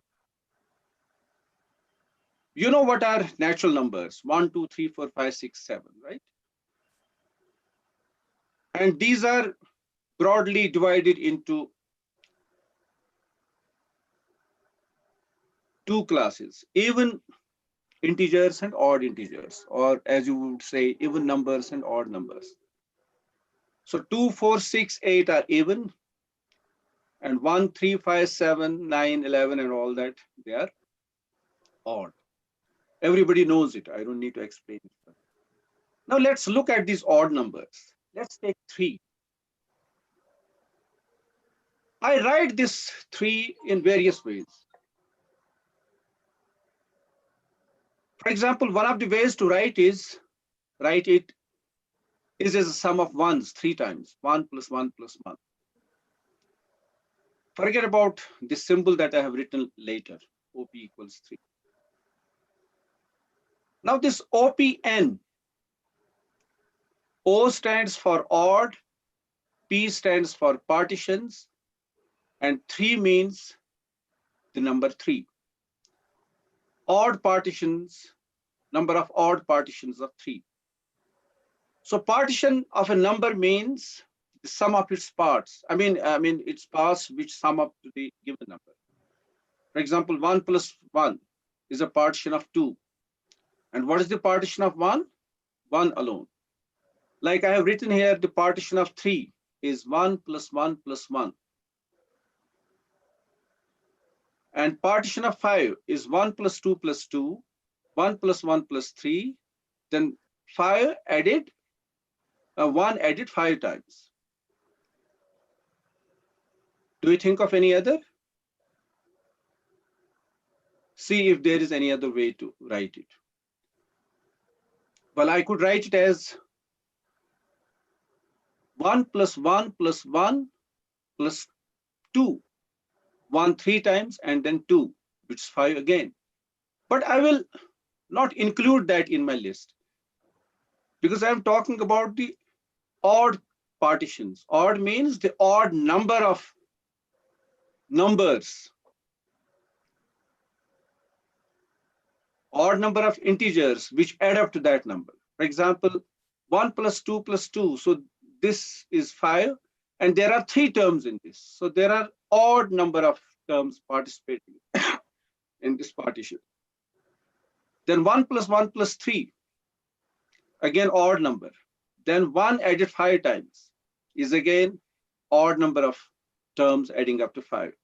So here I say that the number of odd partitions of 5 is 3. I can do the same thing for 7. Well, there are lots many. The first one is 1 plus 2 plus 4, then 1 plus 1 plus 5, so on and so forth. And such partitions are 7 in number. I didn't write 3 plus 4 anywhere, or 2 plus 2 plus 2 plus 1, because there are even number of terms in this. I'm not taking all partitions. I am taking only those partitions which have an odd number of terms. And such partitions are 7 in number. Now look here. These terms on the right-hand side, which I have highlighted. OP1 is 1. Number of partitions, odd partitions of 1 is 1. Number of odd partitions of 3 is 1. Number of odd partitions of 5 is 3. Number of odd partitions of 7 is 7. Can you see a pattern on the right-hand side of the equality side? Well, these are all odd. It is 1, 1, 3, 7. So pick up an odd number and look at the number of odd partitions. That is 7. I mean, that is odd in all these 4 cases. Well, a non-mathematician might be led to believe this may be the pattern. Ahead. So he tries it for 9, just to be more sure. And well, it takes a little time to write down all the odd partitions of this odd number 9. There are 15 in all. Again, you have an odd number. So an educated non-mathematician would like to draw conclusions from this.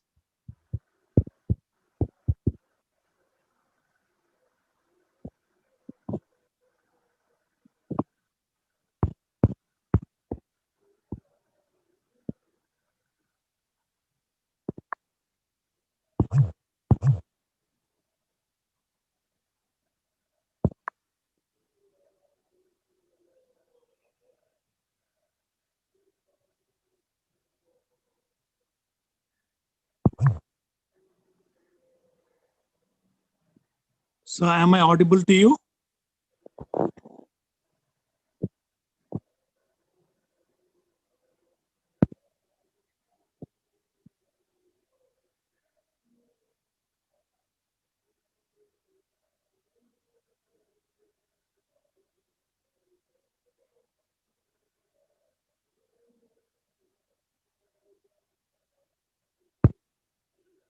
Yes, sir.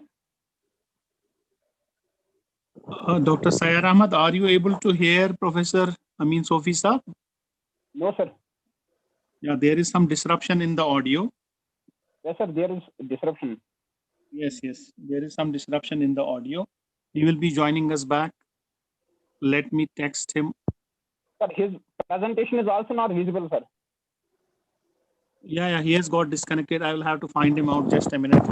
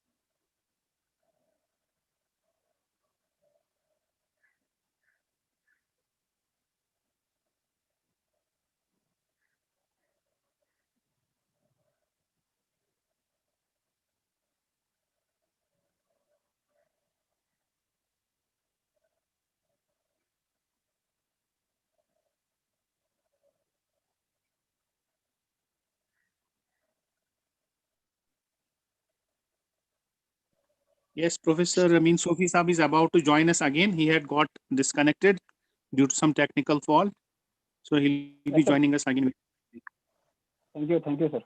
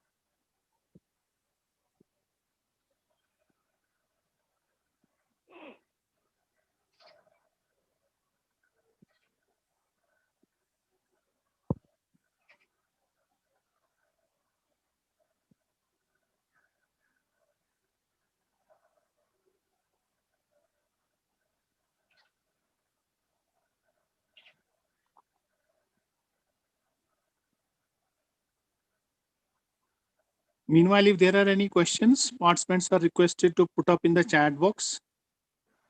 Tayyar साहब आपको chat box से फिर questions लेने होंगे. ठीक है, sir. I have और noted them down. yes, thank you. And I have also put up a link for the overall feedback of the whole course. वो भी आपको आज 2:30 बजे से पहले सबको भरना पड़ेगा. That is the feedback form for the entire course. उसका link मैंने Zoom में मीटिंग में भी डाला है और WhatsApp ग्रुप में भी डाल दिया है. So all participants are requested to. Yeah, Sophie Saab has joined us back. Sir, please unmute yourself. Yes.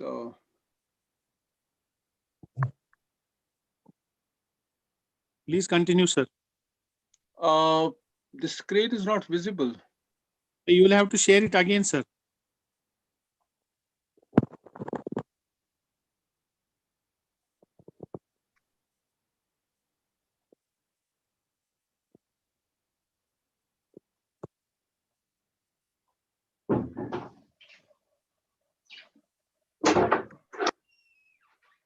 Has it come up? Yeah, the Yes, sir, screen yes, has, but perhaps you have shared the wrong window, sir. You have to share the PowerPoint window. Yes, yes.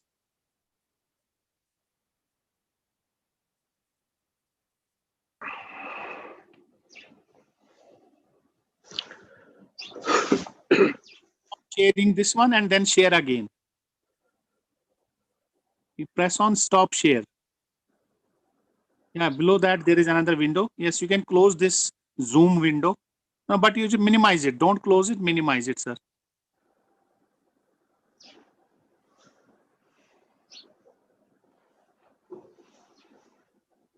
I don't know what has happened to it. No, just minimize this Zoom window, sir.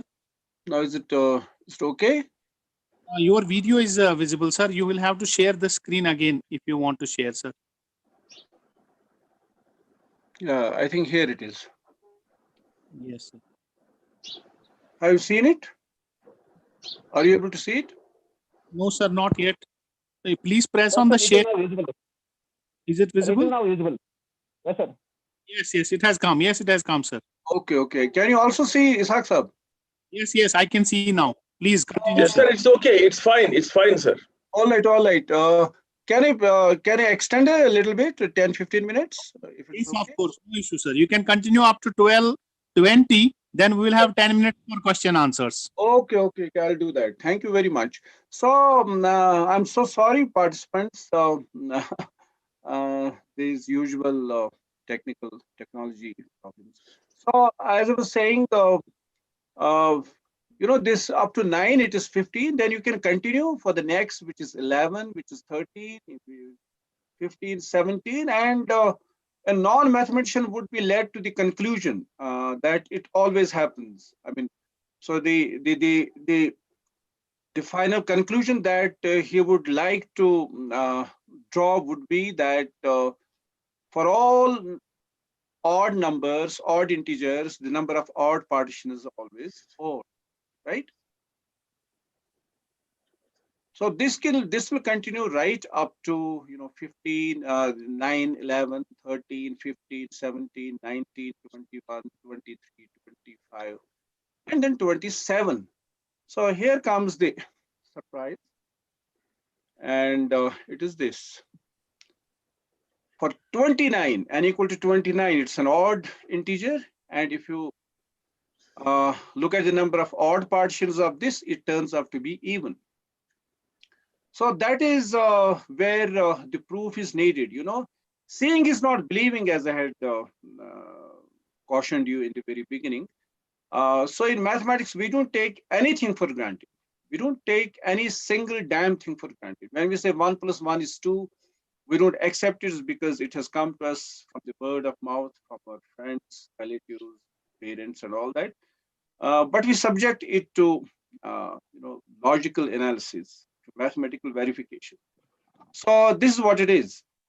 At 29, it fails, and that's it. So it fails.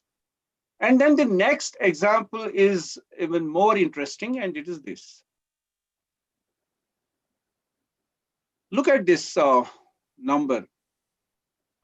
This example 2. Example B. The first example is n square minus n plus 1. So as I said, there is no mathematics involved in it. I just have a small expression, an algebraic expression that we call it. So you can take, you can give any value, 1, 2, 3, 4, 5, 6, 7. For example, what is it at 1? I mean, I wish it was a face-to-face interaction, then we could perhaps talk more meaningfully about it. So for n equal to 1, it is 1 square minus 1 plus 1, which is 1. And for n equal to 2, what is this? It's 2 square minus 2 plus 1, it is 3. For n equal to 3, it is 9 minus 3 plus 1, which means 6. Oh, sorry, it's 9 minus 3 plus 1, which means 7. So you go on doing it for n equal to 3, 4, 5, 6, 7, go up to n equal to 40. Now, in each case, as I said, for n equal to 1, n equal to 2, n equal to 3, you have what you get on the right-hand side are not merely odd, they are even prime. Well, what's a prime number? I know most of you know it. So prime number or prime integer is a number which doesn't have any divisors. You cannot divide it by any other number, any number other than the number itself, and 1, of course. For example, 7 is even. 7 is a prime number. There's no other integer which divides it, whereas 6 is not prime because 2 divides it or 3 divides it. How about 8? It's not prime because 2 and 4 divide it. What about 9? Again, it is not a prime number. 3 divides it. And 10, 2 and 5 divide it. About 11? Well, that's a prime number because there's nothing on earth that divides it other than the number itself and 1. So these are all prime numbers. So as we have just seen, look at this expression n square minus n plus 1. You give n any value from 1, 2, 3, 4, 5, 6, 7, 8. For n equal to 3, we saw that it was 7, which is a prime number. For n equal to 4, what will be this? 16 minus 4 plus 1, which is 13. Again, a prime number. So go on doing it for n equal to 5, 6, 7, and you go right up to 40. It will turn out that they're all prime numbers. But take n equal to 1. N equal to 41. It obviously breaks because it is then 41 square means 41 times 41 minus 41 plus 1.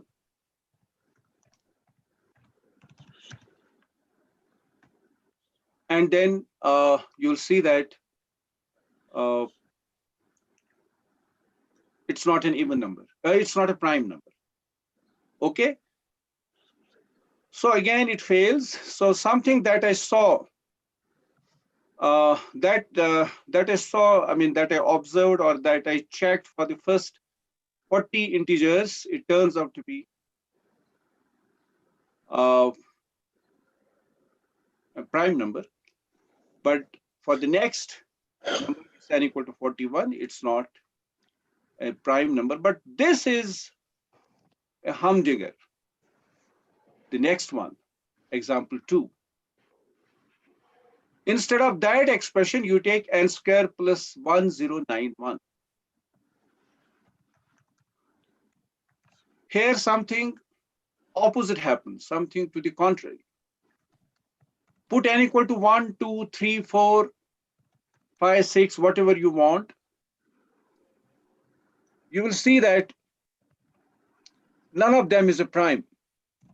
So n equal to 1, it is 1 plus 1091, it is 1902, which is not a prime. It is divisible by 2. Put n equal to 2, you will similarly get something. So it will be 1095. It is divisible by 5. So this is not a prime number. So you go right up to 1, 2, 3, 4, 50, 60, 70, 100, 200, 300, 350, so on and so forth, for 1,000, 2,000, 3,000. Come on. I mean, this is the kind of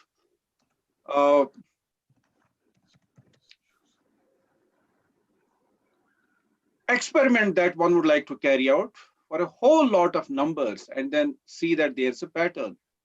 In case of this expression, it turns out that whatever values you take, and sufficiently large it seems, right up to 3,905, they will all turn out to be non-prime numbers, what are called composite numbers.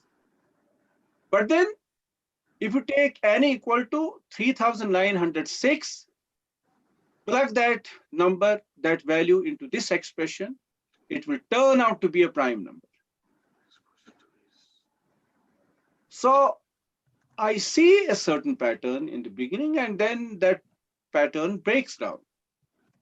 Either I will have to have a proof I will have to have a proof, PROOF, to show that this expression, n square plus 1091, is never a prime for all integers.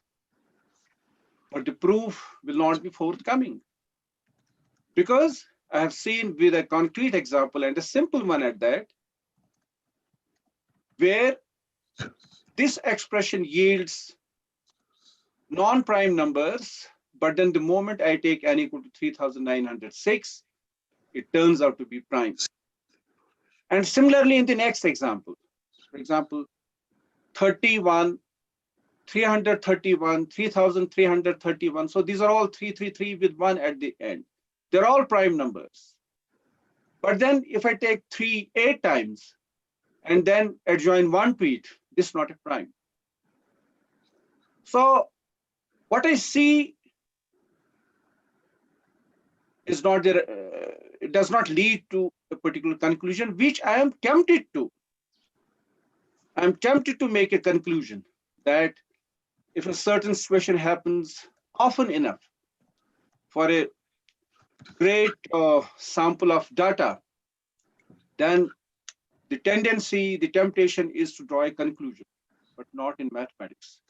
We have to either give a counterexample. Counterexample means a situation where something happens for a certain set of objects, for a certain set of,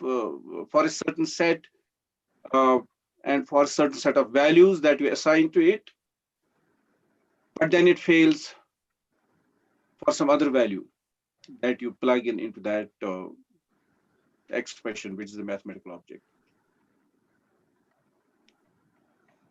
Now, this last example I would like to just illustrate by means of this figure. For example, you take this square and insert 4 equal squares into it, so that they just comfortably snuggle between themselves. I mean, they touch all the sides and they touch each other in pairs. So I take these circles large enough so that they just fill out this square. Well, there is a small space left in the middle. You can insert another circle of smaller radius over there. So that happens. There is always some space left. Well, this happens to the square, which is a 2-dimensional object, right? So it has a length and breadth, if I say so. It has an area, in other words. Now let me go to the next higher dimension, which is the 3-dimensional space in which we live. So the analogous thing here would be a cube. Let's say that we have a cube, and then what do I insert here? I insert balls, footballs, like tennis balls inside it. And how many I will have to do it so that I try to make these occupy maximum space? Well, there are 8 of them, right? You can see that in this figure. They touch the sides and they touch themselves, not in pairs, but how many? Every one touches 3 spheres. And again, there's some space left in the center. You can insert another sphere of a different radius, possibly. Okay, so that goes on. Now, in mathematics, we don't stop at the visible dimensions, which is the 2- and 3-dimensional spaces. We would like to imagine what happens in the next higher dimension, which is 4, then 5, then 6, then 7. The same thing happens. It also happens in dimension 8. But when you go to the next dimension, which is dimension 9, it turns out that the n-dimensional box, which I construct this way, which I put up this way, and then pack it with spheres, and then that additional sphere at the center, it pops out. It doesn't remain. You know, in both these cases, in the 2-dimensional case and the 3-dimensional case, the circle there and the sphere there, they remain enclosed inside, within the square and within the cube. Similarly, in dimension 4, whatever sphere I'm talking about, how it looks, that's besides the point. So that will remain inside that 4-dimensional cube. You see, we don't need to necessarily see things with our physical eye. We have to imagine with the eyes of our mind. So you have a 4-dimensional cube, 5-dimensional cube, so on and so forth. So when you go to the 8-dimensional cube, you have a similar situation. There's an 8-dimensional smaller sphere which I can put inside at the center. But then when I go to the 9th dimension, I can do all this, but this inner 9-dimensional sphere, it pops out of the 9-dimensional cube. Well, that has a proof which would be, you know, a little too much on my part to share with you. So there's a proof over there that I give. But anyway, let me not give further examples. I will just finish with one example. You see, if you take two numbers, A and B, where A is less than B, then A to the power B means A multiplied B times, and B to the power A means B multiplied A times. That much you know. I mean, this is inexcusable if some of you may pretend that they don't know it. Let's take, to be sure, A and B to be positive integers, like 2, 3, 4, 5, 6, so on and so forth. Well, you'll see, as long as A is less than B, sorry, as long as A is less than B, then AB is greater than BA. That I have seen with these individual examples. So take A to be 2, B to be 5. Then 2 to the power 5 is larger than 5 to the power 2, 5 square. 2 to the power 5 means 2 multiplied 5 times. How much is that? 32. And 5 multiplied 2 times is how much? 24. Sorry, 25. And 32 is larger, strictly larger than 25. I can do the same thing for 3 and 4.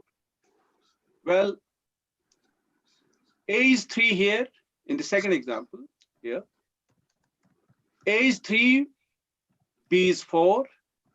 And if I take 3 to the power 4 and 4 to the power 3, 4 cube, then I have this inequality. 3 multiplied 4 times is how much? 81. And 4 multiplied 3 times is 64. And 81 is certainly larger than 64. And that happens for other powers as well. 3 to the power 5 and 5 to the power 3. I mean, just sit down and calculate how much these individual values are there. All right. So the general conclusion that you are drawn to conclude is that as long as A is strictly less than B, or less than even equal to B, then A to the power B is greater than B to the power A.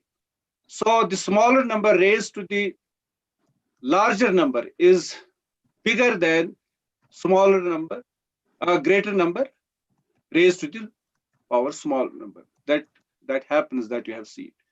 The question is, are there exceptions? Well, here there are no exceptions. It happens for all choices of A and B, as long as A is less than B. And there's a proof, a smaller one, which anyone having done 12th class mathematics should be able to understand. So the proof is there, a smaller one, and that's it. So here we have something. I didn't take it for granted simply because there was a pattern in it. There is obviously a pattern, like it was in the earlier case of those expressions yielding prime numbers and non-prime numbers. So here the pattern that I see has no exceptions because I have a proof. And the proof runs like this. I will not give you the details. So that's it. I mean, there are many things to talk about. I'll just say one thing. Apart from what mathematics achieves for us in terms of fostering a certain culture of thinking, in terms of sharpening our intellect, in terms of developing critical thinking, analytical power, logical analysis, there is another side to it, that it again stands apart from other disciplines because there are too many career options in mathematics other than teaching and research. And those are the following ones, and there I'll stop. Investment banking, insurance, climatology and atmospheric sciences, in urban planning. It's also, of course, it's well known that it's an important tool in science and technology. And of course, teaching and research, which has its own great advantages. So I would like to stop here because I'm already running short of time. Thank you very much. So if there are any questions, I'll be very happy to take. Thank you very much. Very much. Yes. Go ahead. Dr. Sarma, please go ahead. Thank you very much, sir, for this inspirational talk. Now we will take some questions from the chat box, sir. There are not many questions, but 2-3 questions have been asked by different participants, and I wish to ask put before you, sir, such questions. First question is from Sir Ajazam Dar. He asks, despite being the mother of all subjects, what could be the reason for its decline in our valley? What could be the reason for decline of mathematics in our valley? Okay, it's a good question, and a question which is often asked. The biggest reason is that it's not it's not being taught the way it is supposed to be taught, especially at the school level. Hello? Yes, sir. Yes, sir. Yeah. So it's not being taught, especially at the school level, which are the formative years of a student. Sadly, the teachers don't know the material themselves, which naturally they are not expected to teach to a student. I mean, if they don't know a small piece of mathematics, say at the 8th class or high school level, they have not made complete sense of it, then it's unfair to expect them to teach it to the students in the manner in which it's supposed to be taught. I'll tell you one important thing which I have been saying everywhere on such fora. You see, unlike other disciplines, in mathematics, the trouble is that if you are teaching teaching a certain chapter or a certain rule or a certain piece of mathematics to a student, and if he misses out on understanding a certain portion of it, let's say he bunks the class for a day or two, or the teacher has not taught it properly, or the student has not tried at his own level to make sense of every single thing in that class, whatever has been taught to him, then it's going to have implications for his subsequent classes. Because what happens in mathematics, there's an organic unity in all of mathematics. So if you are not able to make sense of, say, how to solve a quadratic equation, let's say, the student has not been able to make sense of it, then you teach him, in the next level, you teach him how to solve a cubic or a higher degree equation. You can't expect him to make sense of that, because previously he has missed out on something which was a kind of backbone to his understanding more advanced topics. That doesn't quite happen in other branches to that extent to which it happens in mathematics. For example, in life sciences. If someone doesn't know plant physiology to the extent it is supposed to be learned, he can make sense of other branches of mathematics, taxonomy, I mean, or say some other branches of botany, genetics, for example. He won't have much difficulty to make sense of it. Similarly, in physics, if someone doesn't know, say at the undergrad level, students at the undergrad level are taught various things in physics, say mechanics, then theory of light, theory of sound, electromagnetism, heat, and stuff like that. Let's say that a student has not made complete sense of what's being taught in, say, theory of sound, but that's no hurdle in his capacity to make sense of, say, theory of electricity and magnetism. That doesn't really, hem in his understanding of other things. So this will be a kind of, disadvantage, but then it won't be a disabling disadvantage. But that doesn't happen in mathematics.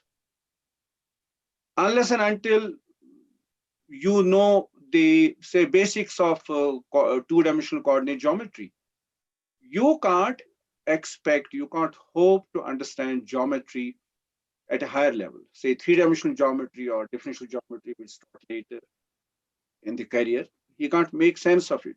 So nothing is supposed to be left as a gap at the school level, especially, where it devolves upon the teachers to be that much more circumspect, that much more careful in explaining the material correctly, and then not leaving anything undone.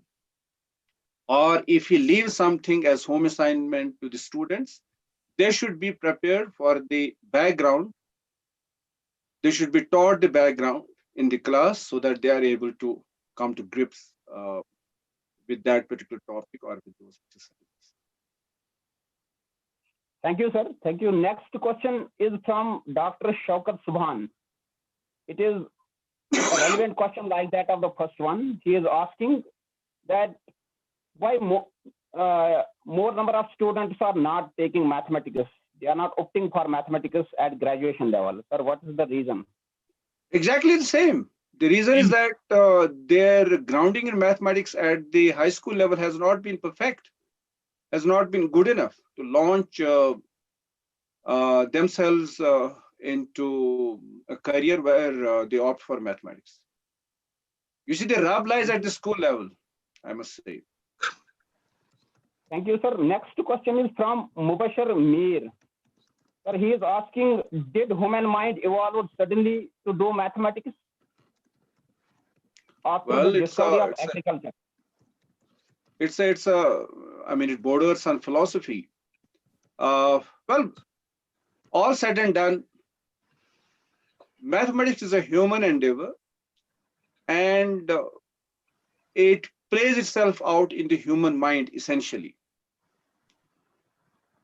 So regardless of the circumstances, the situation, the atmosphere around,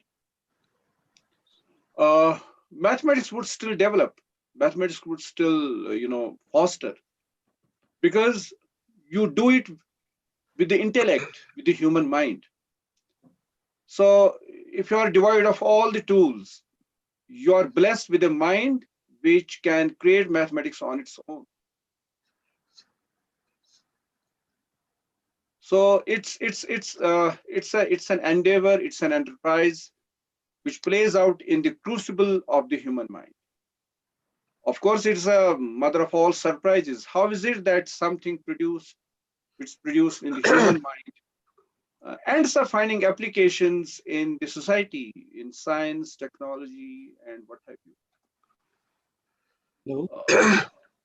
That is a deeply philosophical issue which perhaps needs to be understood further.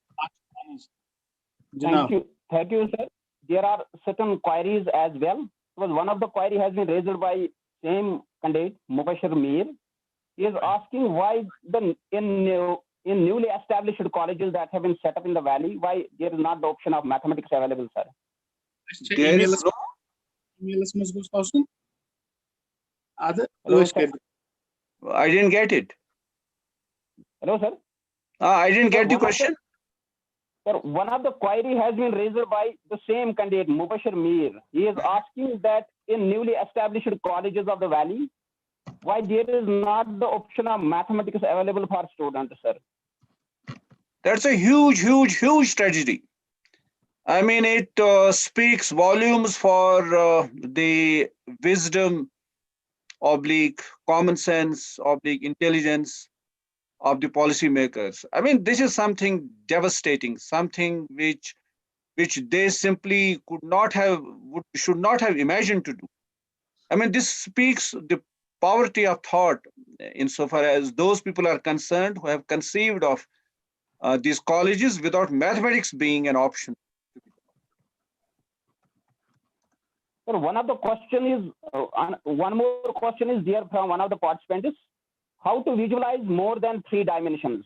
As you have talked in your lecture, sir, that there can be as many as 9 dimensions, sir.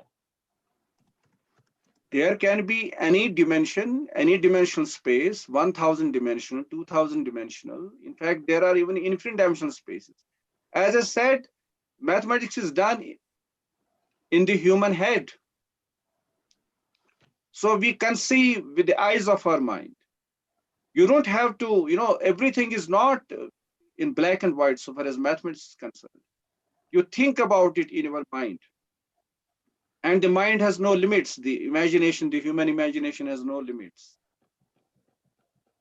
It can think of, and of course, I mean, it's not merely not a fantasy that a mathematician, indulges in. He thinks of these high dimensions and infinite dimensional spaces, and he has a theory that he has developed to understand these high dimensional or infinite dimensional objects. You don't need to, write it down on a piece of paper or on the blackboard. You just conceive of it and then do mathematics about it. These objects without conceiving how they look like. You conceive it, you imagine these objects with the power of your mind. Well, thank you very much, Dr. Sayyar Ahmad, for moderating the question answer session. And that brings us to the culmination of this highly absorbing session by Professor Muhammad Amin Sofi Saab on the centrality of proof in mathematics. Thank you very much, sir, for taking us through that fascinating journey of mathematics. Of course, all of us need to strive very hard to foster a culture of mathematics, because mathematics is a fundamental part of human thought and logic. It is integral to the attempts at understanding the world and ourselves.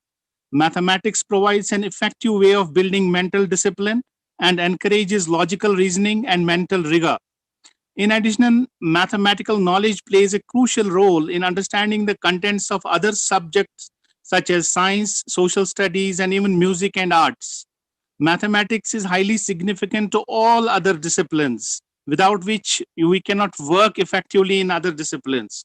Mathematics has a transversal nature, and mathematical literacy is a crucial attribute of individuals living more effective lives as constructive, concerned, and reflective citizens. Mathematical literacy is taken to include basic computational skills as well as quantitative reasoning and spatial ability. Sir, mathematics is a part of our human cultural heritage, and we have a responsibility to develop that heritage. Your session, your talk has sensitized the participants sufficiently enough to build inquisitiveness about mathematics, build interest, and the way you very eloquently and very effectively showed how the centrality of proof lies, wherein mathematics, it has generated a lot of interest among all of us. We have been very keenly listening to you. And earlier also at Human Resource Development Center, you have delivered several fascinating talks which have benefited the participants of our various courses. And when you talk, you don't deliver any bookish knowledge. You transmit the years of your experience, your expertise, and what you have experienced throughout your career spanning over more than 35 years. And that is where our participants are benefiting from. So it was really a stimulating and motivating lecture for all of us. Thank you very much once again, sir. We wholeheartedly thank you for sparing time. And I would invite at this juncture once again our in-charge director, Professor Mushtaq Ahmad Darji Saab, to conclude the session, to give his concluding remarks and wrap up the session. Professor Darji Saab. Thank you very much. Thank you very much, sir, giving me the opportunity to thank our esteemed guests on the occasion. Sir, I am highly thankful, sir, for sparing these moments with us and making deliberations on mathematical fundas with our participants. Sir, mathematics is a huge subject and needs analytical mind to understand. But, sir, you make it simple and understandable for all of us. It has inspired our participants too, which is reflected through different comments which were coming in the chat box. So you rightly said that we need to change the methodology of teaching mathematics, especially at school level. We need effective grounding at base level, which only can motivate our youth to take this subject forward in their future endeavors. Sir, it has to be taught on a continuous manner and have to make it clear for not missing the classes in between. There should be no gap in between the different concepts. Sir, we need to modify also the policies to make this subject more common in the valley. So again, sir, we are highly thankful for you for coming to us and giving this thought-provoking lecture, thought-provoking speech to our participants. Definitely, sir, we will be troubling you again and again in different courses which actually are being taken up over by UGC HRDC Center especially. Sir, I thank you once again, sir. Thank you very much, sir. Thank you, Mushtaq Saab. बस एक चीज ये है कि I was under this impression that this being a refresher course in mathematics, so I should be talking about mathematics. लेकिन मुझे ऐसा भी लग रहा है कि I didn't talk about mathematics. I didn't talk mathematics at all. It was about mathematics. Not very sure if people have been comfortable because the moment you write a number, I mean, leave alone other things. तो लोगों की नींदें हराम होने लगती हैं. तो I hope that was not the case today. No, sir, absolutely not. It was fine, sir. Sir, it was so nice to hear, sir. And in fact, I don't know if you have access to the chat box. Most of the participants have applauded your session and they have, expressed their satisfaction and happiness on listening to this fascinating talk. And a good number of participants have expressed their views in this regard, sir. Thank you very much. But somehow kuch problem ho gayi because when there was power breakdown, this chat box has vanished. I don't know what has happened to that. But I'm happy that there are good many participants, 74 right now. Around more than 70 participants, sir. And I'm also sorry, in between I received a phone call for the next session. And unfortunately, my microphone was on. Sorry for disturbance on my part, sir. But overall, really gainful, sir. Thank you very much once again. Thanks a lot. Mushtaq Saab. Okay, thank you, sir. Okay, thank you, sir. Every other participant. Thank you. Thank you, sir. So, dear participants, now we will be breaking. Today is Friday. You may have to go for the prayers also. So now we'll be breaking for our lunch break. And we will meet again at 2 p.m. because the valedictory session will start at 2:30 p.m. But we will meet at 2 p.m. We'll see if any participant has been left who has not been able to present. Then you have to fill up the overall feedback form for the whole course. And we will also try to get some verbal feedback from some of the participants from 2 to 2:30 if there are participants willing to share their feedback verbally. So we'll join back at 2 p.m. All of you are requested to come back and join us at 2 p.m. Then the valedictory session, which will be chaired by Professor A.G. Ahanga, Director, Ex-Officio Secretary to Government Schemes, and Professor Sangmi Sahab, our DCDC, will be the guest of honor. So we'll meet again at 2 p.m. and the valedictory session will be held at 2:30. And if any participant is left who has not been able to present so far, he will also be able to present between 2 to 2:30. So is that okay, sir, Professor Mushtaq Saab? Should we take a leave? Sir. Right? Yeah, of course, sir. Okay, sir. Thank you for joining us today. Nice to have you, and as well as your comments. It has been a great value addition to have your comments in the session, sir. Thank you very much. Okay, thank you very much, sir. Sir, you can leave. Right now, and we will meet again at 2 p.m. Okay, sir. Okay, sir. Thank you, sir.